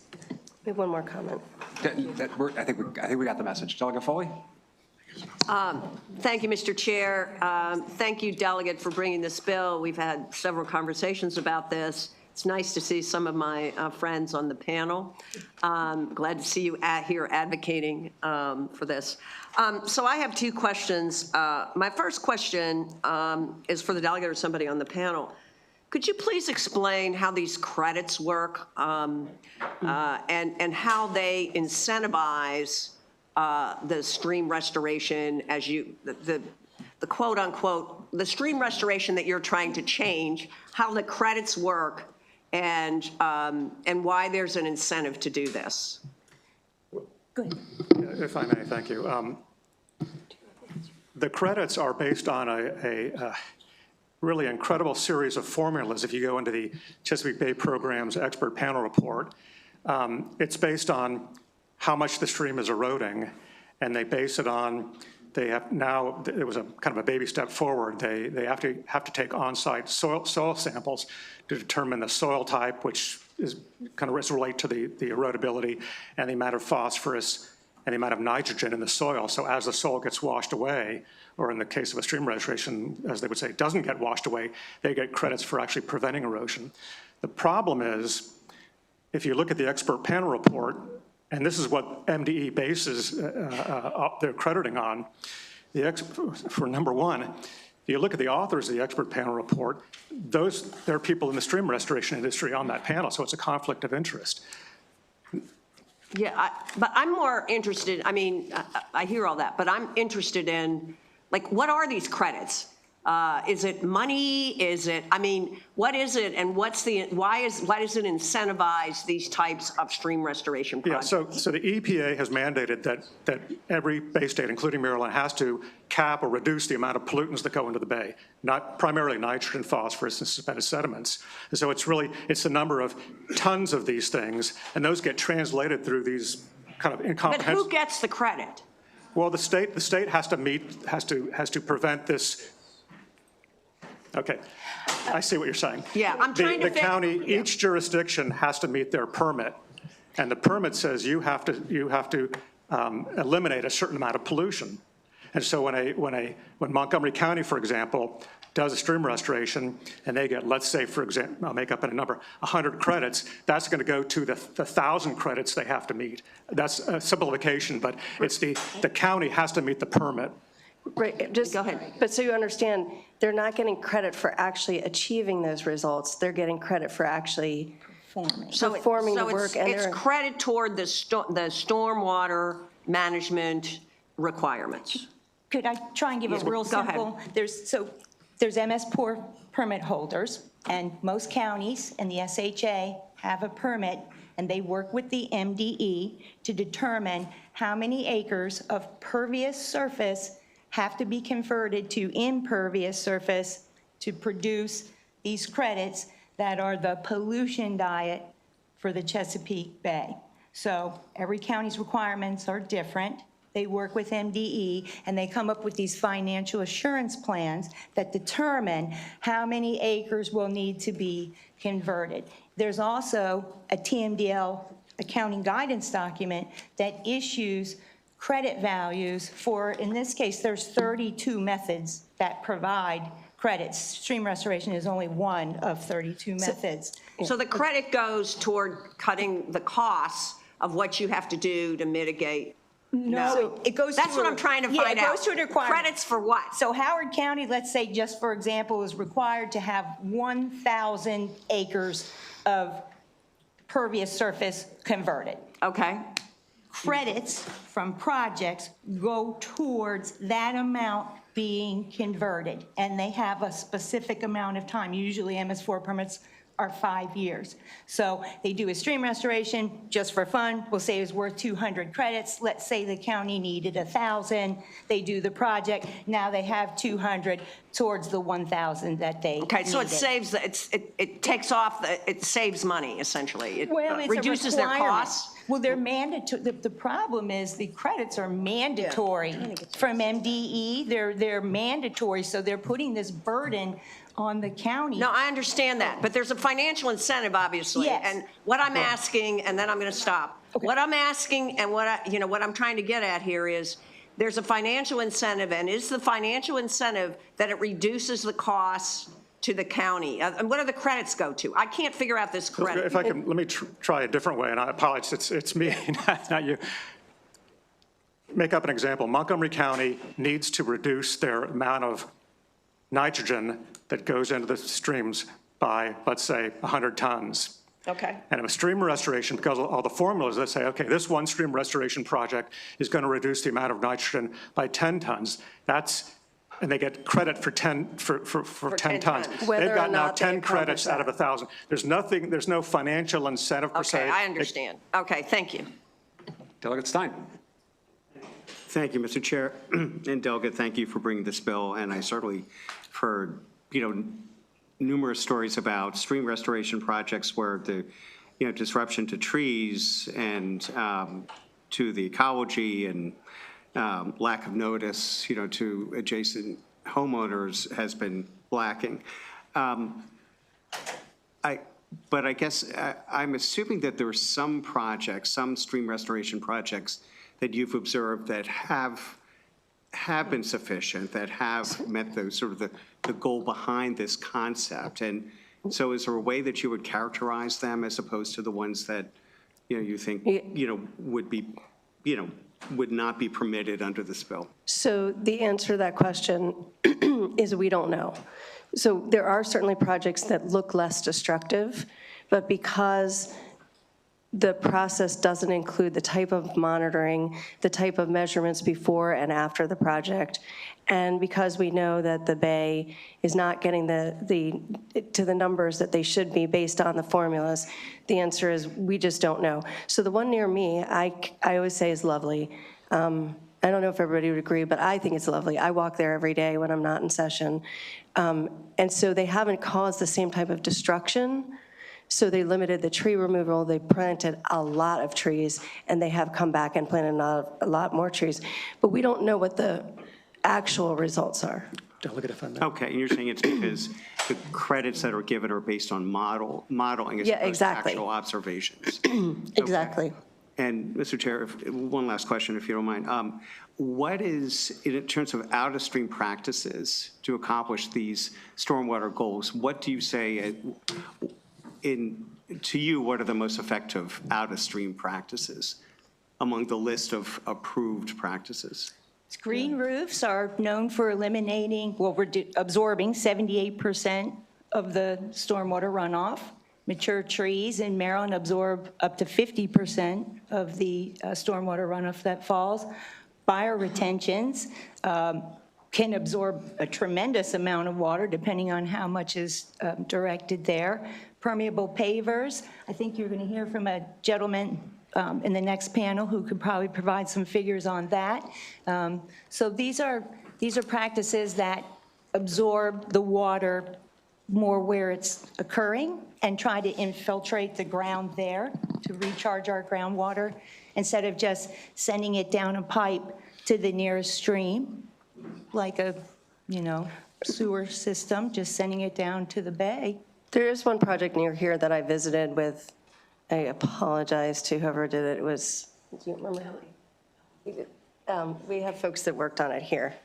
So my apologies. That looks really good. It also has a stormwater retention pond so that things go slowly down into it. So just from an observation standpoint, but I'm a layperson, you can see that it's slowing. So there are probably things that are, the problem is, again, since we're not doing any of the right type of measurement and monitoring, it's hard to answer your question as directly as I'd like to. May I add? Okay, thank you. Delegate Adam. Yes, Mr. Chair. Thank you, Delegate Terrasa, and your panel that have done a lot of explanation of the situation. I wish I could have asked this after a previous question with regards to the credits. I don't want to sort of cloud that up at all, but just from my understanding, I got that question coming up and one other question. Who established, and you may have mentioned this, who established the credit scale that you're referring to?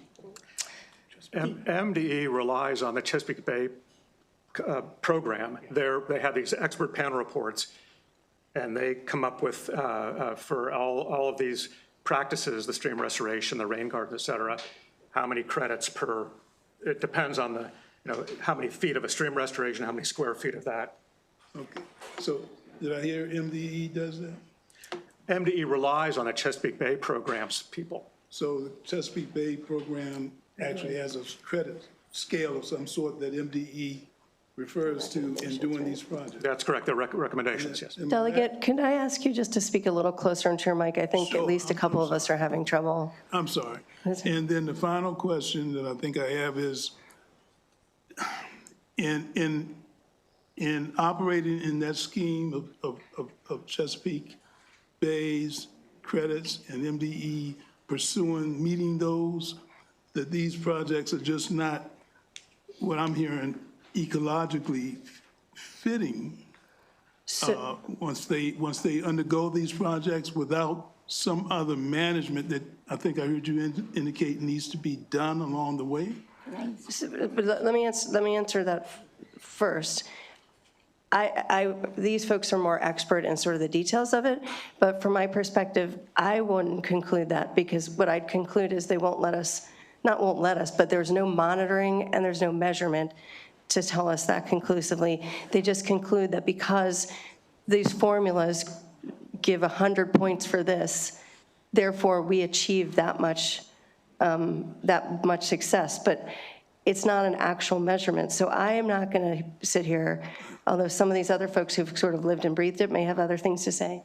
And we have a geologist here who wants to say something. Can I ask if the question was answered, Delegate Odom, or do you need another answer from this panel?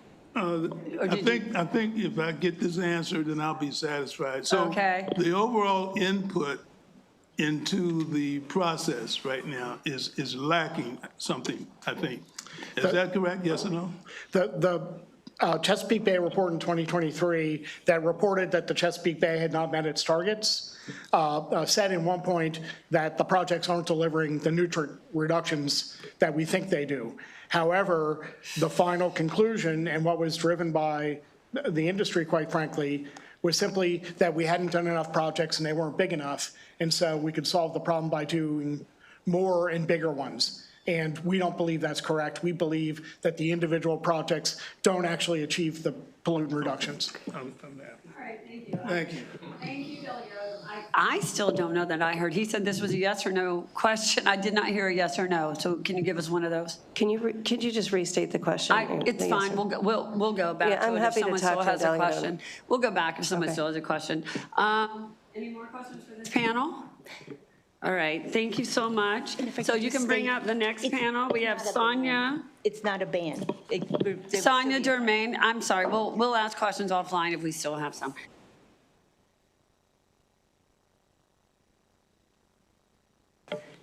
And Maryland Native Plant Society, Judy Fulton. Are you all in the room with us? Or have they already gone? We had Judy, but I think. Okay, I'm sorry, this list is a little complicated to see. Is there anyone else here who has signed up for favorable in-person testimony? We have a couple here. And your name is? Marion Keating with the Sierra Club. Okay, thank you, Marion. You can also approach. And I'm Judy Fulton, and I already testified.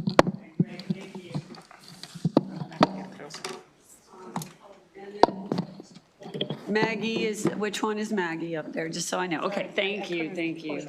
And Sonia. I'm here. Should I start? Yeah. Who'd she say? Well, I'll go ahead then. I'll start. Thank you very much for having us. The Climate Communications Coalition is a nonprofit Maryland-based grassroots climate and environmental justice organization. We're a member of the Mid-Atlantic Justice Coalition and of the Maryland Climate Justice Wing, among others. We strongly support HB 1465. The success or failure of a stream restoration depends on the ease of native life, including flora and fauna, to recolonize and effectively restore its processes after restoration. This success is directly impacted by the structure and composition of the restored creek and the potential for arrival of non-native species. We cannot recreate the natural structure and composition of a creek that took centuries to evolve, with the result that biota from plant life to macroinvertebrates tend to vary significantly before to after restoration. This deceives the purpose of any restoration project. In fact, most creeks do worse after restoration than before and require long-term maintenance or re-restoration. Restoration companies and local governments pursue creek restoration projects because they are profitable due to mitigation credits and similar incentives. Some companies do nothing but work on creeks with questionable results. This objective largely does not appear stream health. Their objective largely does not appear. Creek restoration rarely works, especially when it's a discrete segment of a creek, as opposed to looking at the entire watershed. It's much cheaper and more viable to fix runoff and other issues at the source through, for example, riparian buffers. We support this argument with science in my written statement. The Climate Communications Coalition respectfully requests a favorable report on HB 1465. Thank you. Thank you. You may continue. Whoever's next. You want to go? All right, we'll go with this one. Hello, Vice Chair and committee members. My name is Aaron Fisher. I am a fourth-generation Marylander working for Ernest Mayer, a construction materials company celebrating 100 years this year as a Maryland business. We sell both stream bank restoration products and upland practices, so we don't really care, but we're here because we have a responsibility, we feel like, to Maryland's waterways. And for 40 years, Maryland has prioritized saving the bay. Restoring the Chesapeake to its former glory and fueling our summer crab feast is something certainly worth doing. Unfortunately, $15 billion into this effort in 2025 resulted in us having the second lowest crab count on record. And while we may never be back to 1634 and the arrival of the first colonists to Maryland, we should not be setting new lows. A good chunk of these funds have been spent on stream bank restoration. It's a popular choice because the scoring system overvalues these efforts. The key challenge in stream bank restoration work is that it full-heartedly believes that we can engineer a better waterway than we are mansplaining Mother Nature. The scorekeeper is telling us we aren't succeeding, and not listening would be insulting. For millions of years, rain fell everywhere, and it was managed locally. It infiltrated where it fell. Development, houses, roads, parking lots disrupt this distributed model of stormwater management, going back to prioritizing on-site management practices within a defined property line is the most natural effort to restore water quality in Maryland. This bill does not ban stream bank restoration, but rather rebalances our efforts and prioritizes real performance over expected performance. We have been involved in some research at the University of Maryland that shows this is not only possible, but cost effective. So by the crediting scheme, we actually were awarded quadruple credit when we installed in situ, so in sensors that are in the ground. We actually showed performance 4 times what the manual would expect us to have. So that's definitely something worthwhile. So we feel as HB 1465 is worthwhile because it aligns the scoreboard with the actual score and the health of the Chesapeake Bay. Thank you so much.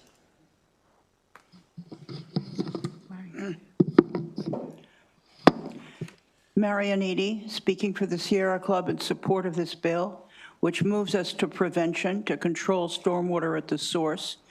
It requires that pollution credits reflect real environmental outcomes, not simply miles of stream bed dug up and re-engineered. The credit formula now, the more stream you dig up, the more credits you get.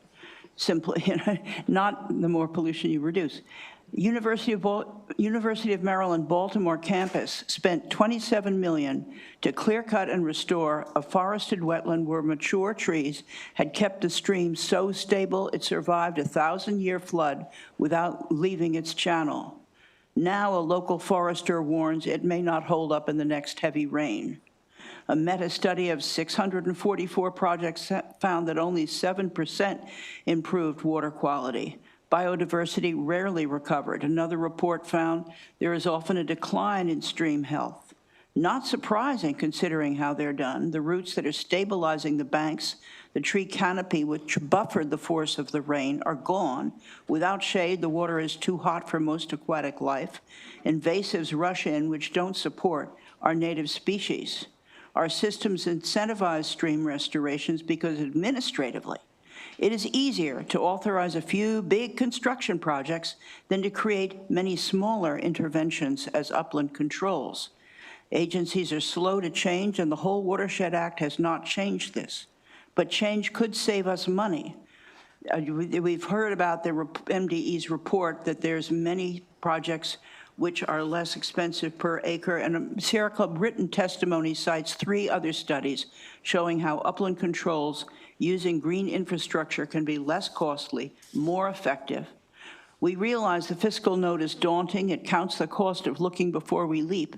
It doesn't count the money we save by not doing projects which fail or restoring streams which don't need it. Some say the bill is out of step with the Clean Water Act, but the Act says we should control pollution before it enters streams. Region 4 guidance document Thank you says, so much for your testimony. All right, you may continue. Hello. Oh, sorry. Good afternoon. My name is Maggie Craig. I am an undergraduate student studying environmental science and policy. I just wanted to come up here and really emphasize the ecological impact of these projects and kind of explain it thoroughly. One of the first things I learned as an environmental student was that a forest that has stood for 100 years is much healthier and more resilient than a forest that has been replanted by humans. And what I mean by this is that humans cannot recreate resiliency as effectively as nature itself. Replanting trees after a stream project will not restore an ecosystem's resiliency. This is because the older forest is more biodiverse than a newer one. Genetic diversity takes time to build up, and a population must endure selective pressures for generations in order to create a healthy gene pool. Biodiversity is crucial for the health of an ecosystem because having more variety among individuals in a species increases the likelihood that several of them will be adapted to survive a given threat, like maybe flooding, and be able to keep the population alive afterwards. These projects are not conducive to the way that ecology works and degrade genetic diversity. The idea that humans can recreate the environmental conditions that existed before one of these projects is simply incorrect.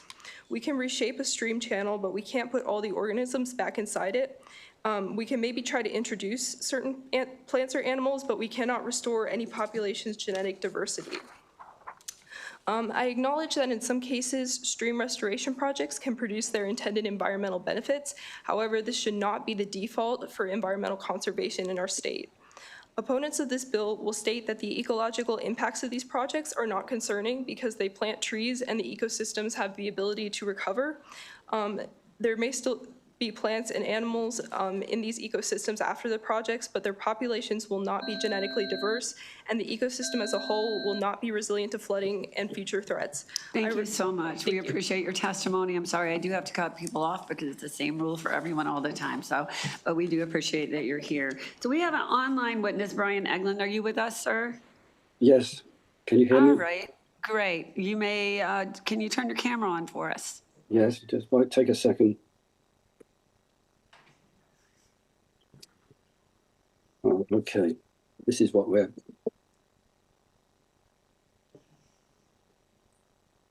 Okay, we're there. All right, you may begin whenever you're ready. My name is Brian England. I'm speaking on behalf of the Howard County Citizens Association, the voice of the people in Howard County since 1961. We support House Bill 1465 because it protects and enhances the environment and saves millions of taxpayers' dollars. In the past, we've seen so many so-called watershed projects implemented, but they've been counterproductive and unfortunately failed to enhance the environment. These projects cost millions of dollars literally washed down the drain. Here are just two examples. The Red Hill Branch project in Ellicott City failed dramatically. The Columbia Association's CA watershed manager took me on a tour of the site after the first storm, and I witnessed the newly planted trees and shrubs along the stream had been literally pulled up and washed away. In May 2021, the Center for Watershed Protection, along with the Interstate Commission of the Potomac River Basin, reported in their study of effectiveness of restoration, said the Red Hill Branch displayed consistently worse biological health than the controlled watersheds. More recently, Mellon Court Capital Project 1158 in Columbia was completed. There was wholesale destruction of trees, shrubs, which did little to improve the water quality. I shared with the testimony a photograph of the site where you can see the forest is completely destroyed. To make matters worse, the established trees were replaced by much smaller trees that failed to take root. The legislation is designed to change how Maryland entities meet state-level watershed and watershed quality goals. Prioritizing the long-term ecological health is much more important. It aims to restrict the use of certain stream restorations projects by fulfilling the permits and mitigation requirements. Okay. Thank you so much. We appreciate your time and your testimony, Mr. England. All right. Seeing no questions for this panel, thank you so much for your time and coming to talk to us today. We will make room for Rory Murray from ACEC Maryland, Eric Michelson, Aaron McCardle, Timothy Rosen. We'll stop right there so we have room at the table. And you all may begin when you're ready. Madam Chair, Vice Chair, members of the committee, Rory Murray. I'm here on behalf of the Chesapeake Watershed Restoration Professionals and the American Council of Engineering Companies. As a side note, Delegate Ziegler, to your question, following the whole Watershed Act, there's a 5-year monitoring and maintenance requirement on all these projects. That leads me into most of my testimony. I've spent 5 years in these conversations, work groups, tours, in the rooms, getting yelled at via email. And another side note, all of you are welcome. I will rent a bus. We will drive for 12 hours to whatever projects your constituents have issues with or think are beautiful, and we'll spend all day talking about them. I've offered them to everybody on the previous panel. I've offered them to everybody in here. I was on a boat for 4 hours with the MDE secretary doing the same thing. There's nothing to hide here. But there's 3 major issues that we found over the last 5 years. First was a lack of communication. People didn't know what was happening in their communities. That is problematic. Whole Watershed Act, and I put it all in your testimony, under the Stream Restoration Authorization Checklist, now requires, in statute, a number of different methods of community communications. Those have helped dramatically from what we hear. It's still brand new. It only passed 2 years ago. The second is finding the right tool for the right place at the right time. You can read my written testimony if you want, but looking at that checklist, numbers 3, 5, 6, 7, 8, and 9 are all there in that checklist, in statute, for that exact reason. What does the site look like now? What are the goals of the project? How are we going to meet those goals, and how are we going to monitor those goals? It's all right there. The last thing I'll say, there's been a fundamental disconnect forever, it seems like, and this is all fairly new science, but more mature now. I got 10 seconds left, but you can't look at any part of the ecosystem in a silo. They're all connected, and if you treat them any way but all connected and have an above-all approach, you're going to fail. Thank you. Thank you so much. You may continue. Thank you, dear Chair Corman and members of the committee. I'm Eric Michelson, a naive county official representing Anne Arundel County, who's been doing this work for about 20 years now, including the work that Delegate Terrassa praised. Thank you for the opportunity to testify in opposition to HB 1465. When I testified in favor of HB 1165 nearly 2 years ago, the bill that Rory referred to, it was the understanding that the updated guidelines and guardrails that legislation would provide would offer durable direction for stream restoration in Maryland for the next several years. In response, we adjusted our design and permitting approach, incorporating enhanced outreach and more robust community engagement. My written testimony speaks directly to the massive cost increase this bill would pass on to local governments as they try to implement water quality in our local waterways. But I wanted to take the opportunity today to respond to several of the factual errors in the earlier testimony in support of the bill. We've heard this bill will drive down costs, promoting cheaper upland projects. Nothing could be further from the truth. In a 2021 analysis by researchers at the University of Maryland who looked at actual financial data from local government reports, they found that upland projects like bioretention, rain gardens, grass swales, and micro-bioretention ranged anywhere from 3 to 6 times as expensive to initially implement and 4 to 6 times more expensive to maintain on an annual basis than stream restoration projects. There are indeed some practices that are cost competitive with stream restoration, like catch basin cleaning, storm drain vacuuming, and septic connections to the public sewer system. And many jurisdictions, like Anne Arundel County, are already maxing those practices out. There's only so much of our regulatory obligations that can be met through those strategies. We've heard that stream restoration crediting isn't based on science. Again, over a decade ago, the EPA Chesapeake Bay program convened a work group of scientists, practitioners, and government officials to review the state of the science on stream restoration. What they published after rigorous review in 2014 was a guidance report on the water quality benefits of stream restoration based on the best available literature at the time. Thank you. Thank you so much. Hello, good afternoon, Chair Corman, Vice Chair Guyton, and members of the committee. My name is Erin McCardle. I am an environmental engineer, and I manage Montgomery Park's Water Resources Capital Improvements Program within the Maryland National Capital Park and Planning Commission. I've been delivering stream restoration and stormwater management projects in the Chesapeake Bay watershed for more than 20 years. I'm testifying in opposition to House Bill 1465. Montgomery Parks manages a stream valley system that includes more than 600 miles of stream channels. We manage much of this land passively or with very minimal intervention. Stream restoration is an active management practice that we utilize in our stream valleys to stabilize channels experiencing severe erosion due to that upstream development and impervious surfaces that were referenced earlier.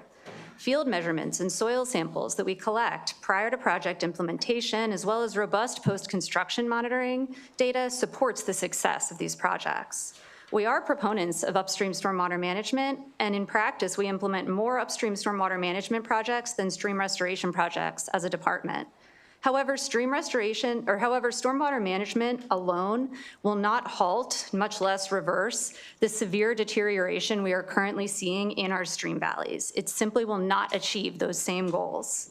The whole Watershed Act added the additional guardrails, as Eric spoke about, and those updates are yet to be even seen in the full cycle of a project. However, contrary to how it was presented, the language in this bill, as it's drafted, includes significant roadblocks to the implementation of these critically important projects. And it will effectively remove our ability to use stream restoration as that important land management tool. The added costs and delays and restrictions and the circular references in the bill would make local government stream restoration implementation overly burdensome and in some cases infeasible, to the severe detriment of our stream channels and valleys in dire need of restoration. In summary, I urge an unfavorable report. Good afternoon, Vice Chair Guyton and members of the Environmental and Transportation Committee that are all sweating in this room right now. My name is Tim Rosen. I'm the Director of Agriculture and Restoration with Shore Rivers on the Eastern Shore of Maryland. My testimony is in opposition of House Bill 1465, which would impose new requirements and limitations on stream and floodplain restoration in Maryland. First, I would like to invite you all to come to the wild and wonderful Eastern Shore and see how we do achieve our stream, water quality, and habitat goals by doing stream restoration projects. Always an open invite. We've had plenty of you out there in the past. In our written testimony, we outlined a multitude of reasons why Shore Rivers opposes this bill, such as cost, and as referenced already, that upland practices just can't achieve the stormwater reduction we need to have. But today I'm here to speak on how the language of the bill would effectively halt agricultural stream restorations, due to the narrow definition of infeasible. Under this bill, infeasible does not cover the cost, the landowner participation, or the administrative burden. The bill language itself is so broad that it would be almost impossible for anyone to prove that upland practices are infeasible. The bill would necessitate our farmers to take large swaths of land out of production for the same nutrient and sediment reductions as stream restorations, even when stream restoration is the better option to achieve our water quality and habitat goals. And speaking more broadly, we all know landowner willingness is a real issue. We don't want to go down the path of eminent domain to achieve our clean water goals. At the end of the day, our goal is always voluntary restoration work, and this bill brings that into question. So with that, we hope for a unfavorable review on House Bill 1465. All right, thank you so much. Seeing no questions, could you make way for some more unfavorable witnesses? If you're here, Michael Mason, Scott Himes, Liam O'Meara, Jeremy Kozer. Is everyone here? All right, I don't want you to be too crowded, so we'll stop there until our next panel. And I would just say that we do have a few more witnesses after you folks, and you're great friends to the committee. We always have an open door to you, and the sponsor is one of our favorite ex-members. She always has an open door to us. So if you don't have anything new to add to the testimony before you, then feel free to just say, yes, I agree, or me too. We love that in this committee. But please do come and share what you feel like you need to. Thank you. Yeah. Thank you, Chair Guyton. For the record, Mike Mason on behalf of the Maryland Association of Soil Conservation Districts. My business partner, Rory, did a heck of a job up here explaining the work that we've done and our firm has put into this on behalf of our clients. I invite all of you, come out, meet the farmers, look at the projects, walk the land, look at it with us. I'll be your cruise director. Rory will drive the bus. We go to all these places all the time. Please use us as a resource. So me too on that. Hello, committee and chair. Thank you so much for allowing me to speak. My name is Scott Himes. I'm president of the Crownsville Conservancy. I bring more than 26 years of experience doing Chesapeake Bay restoration and advocacy, 13 years on the Seven River Commission, helped found the Seven River Keeper program, and worked 8 years at the Department of Natural Resources. I've also spent the last 13 years documenting stream restorations, doing video production, which tells the story of how they affect the landscape and how it turns communities around. Many of what we see here, especially on this bill, is sort of like using a sledgehammer to hammer in a hook for a picture. I am against this bill, and I think that we need a little history lesson here. You know, most streams were not cut through little crevices in the ground where water just went. They used to be spread out. When beavers were there, they spread out. The water was soaked into the ground. That's good for pollution. It sinks into the ground and gets rid of the pollution. That's called the regenerative approach. And this is restoring the floodplain, allowing those special plants that do the work, that are made to remove pollution and slow down the water so it's not going to head into the river polluted. The regenerative approaches are not theoretical, can't even say it today, already being implemented successfully in Anne Arundel County, and there's many projects. Once again, Mike and Rory can show you these same projects. They are done extremely well and turn out to be a community amenity after they're done, besides for their pollution reduction. Many of the stories that I'm hearing from the first panel in opposition or are in for this bill are really looking at a different approach. Hire the right engineer, and get the right technique. That's like the old school Roskin technique where you mow down all the trees, you napalm the forest. It's like terrible. Do the regenerative approach, 15 feet, and you're in. The project can be done within that area. Thank you. Sorry, I have to cut you off. I had to cut off all those lovely people. No problem. I got it out. Thank you. So please forgive me, everyone. It's my job. All right, thank you. Continue. Good afternoon, Vice Chair and members of the committee. Good to see you again, Delegate Terrassa. I'm Liam O'Meara with EQR. We are a family-owned ecological restoration company based here in Maryland. We employ around 200 employees, mostly based in Baltimore, Anne Arundel, and Prince George's counties. We do everything from native plant landscaping to shoreline restoration to stormwater management and maintenance across Maryland, and also stream restoration. And we built the project that Delegate Terrassa liked, so I'll take that as a gold star. In our work, we are far from alone. EQR is just a small part of Maryland's absolutely world-class ecological restoration community. And I'll tell you, I've traveled, I've been to conferences all over the country. Our program, our community here is the envy of watershed managers across the country, and I don't think that's a thing to be ashamed of. But it does feel familiar to be here. I was here during the discussion on the HB 869MD Ecological Restoration Study in 2022. I was here in 2023 when there was another stream restoration bill. I was here in 2024 during the whole Watershed Act development, which incorporated lessons learned from the ecological restoration study on public notice, tree inventory, and co-benefit requirements, which was covered earlier. The bottom line is each step of the way over the past 5 years, stream restoration has been put under a microscope and threatened with prohibition. This is a de facto ban on stream restoration, whether folks like it or not. But each time experts in the field, including MDE, have determined that stream restoration is an effective and essential part of the generations-long effort to restore the health to the Chesapeake Bay. There are always improvements to be made, and we should always demand better results, but to continually threaten one of the biggest success stories, both environmentally and economically in the state, is counterproductive and self-defeating. I urge an unfavorable report and hope we can leave this matter to the experts. Thank you. Okay, thank you. Thank you to the committee for allowing me to testify today.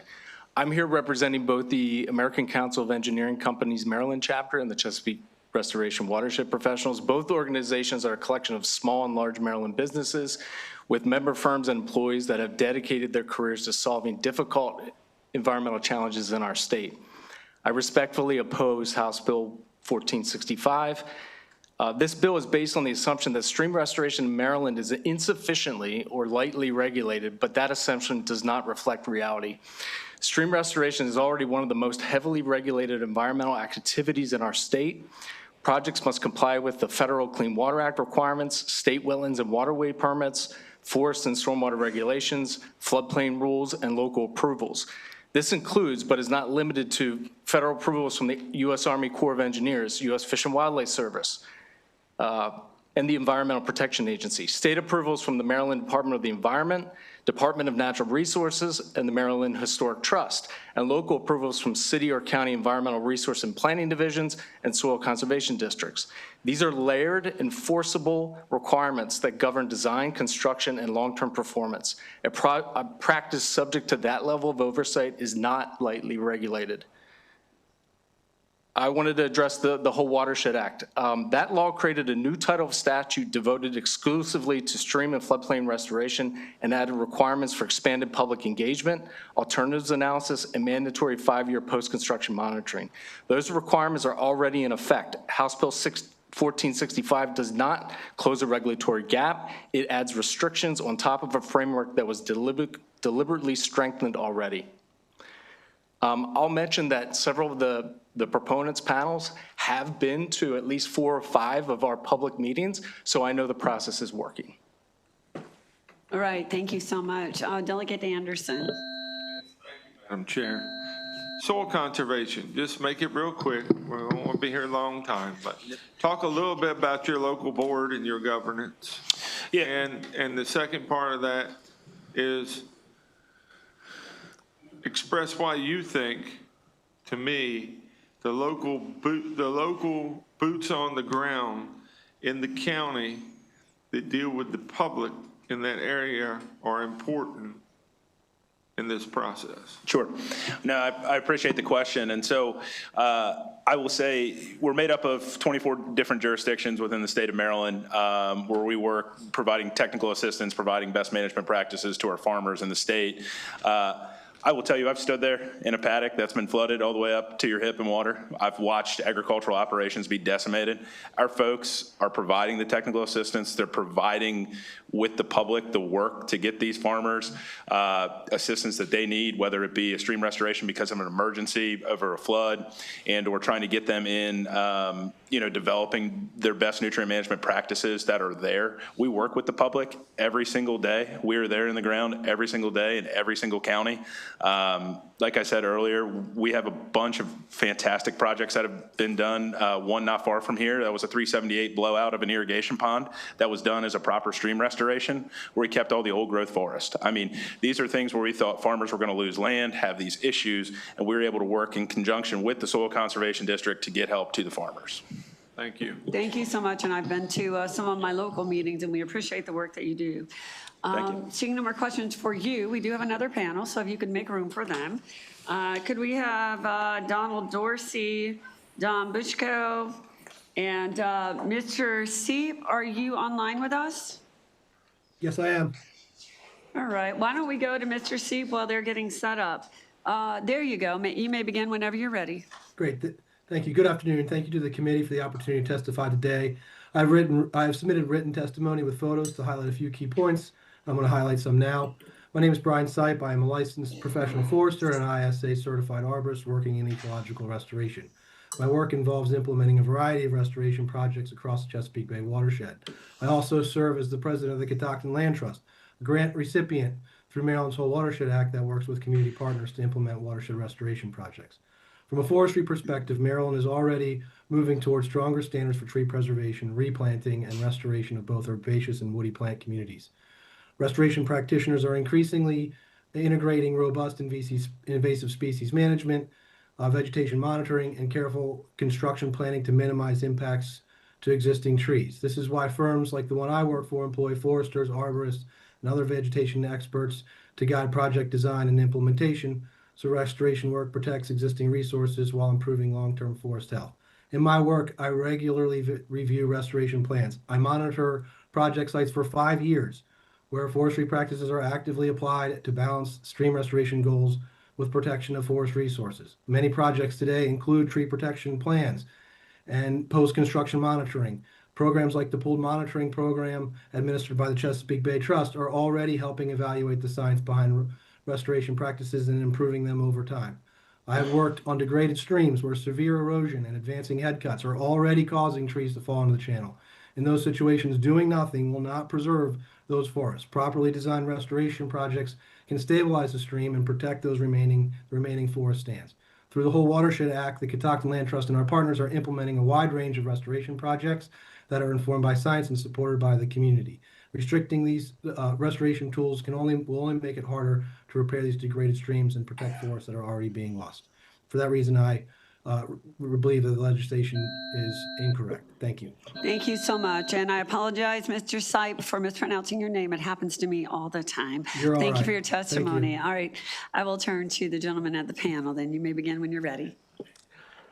Good afternoon, Madam Chair Geyer and members of the Environmental and Transportation Committee. For the record, my name is Donald Dorsey, and I'm the department head for the Department of Stormwater in Frederick County Division of Energy and Environment. My career began 26 years ago as a freshwater biologist, and I've seen firsthand how properly designed stream restoration and the right degraded stream systems can restore function and habitat that would never recover on its own. That experience is why I'm here today urging an unfavorable report. As you've already heard with the committee, I'll be respectful of your time.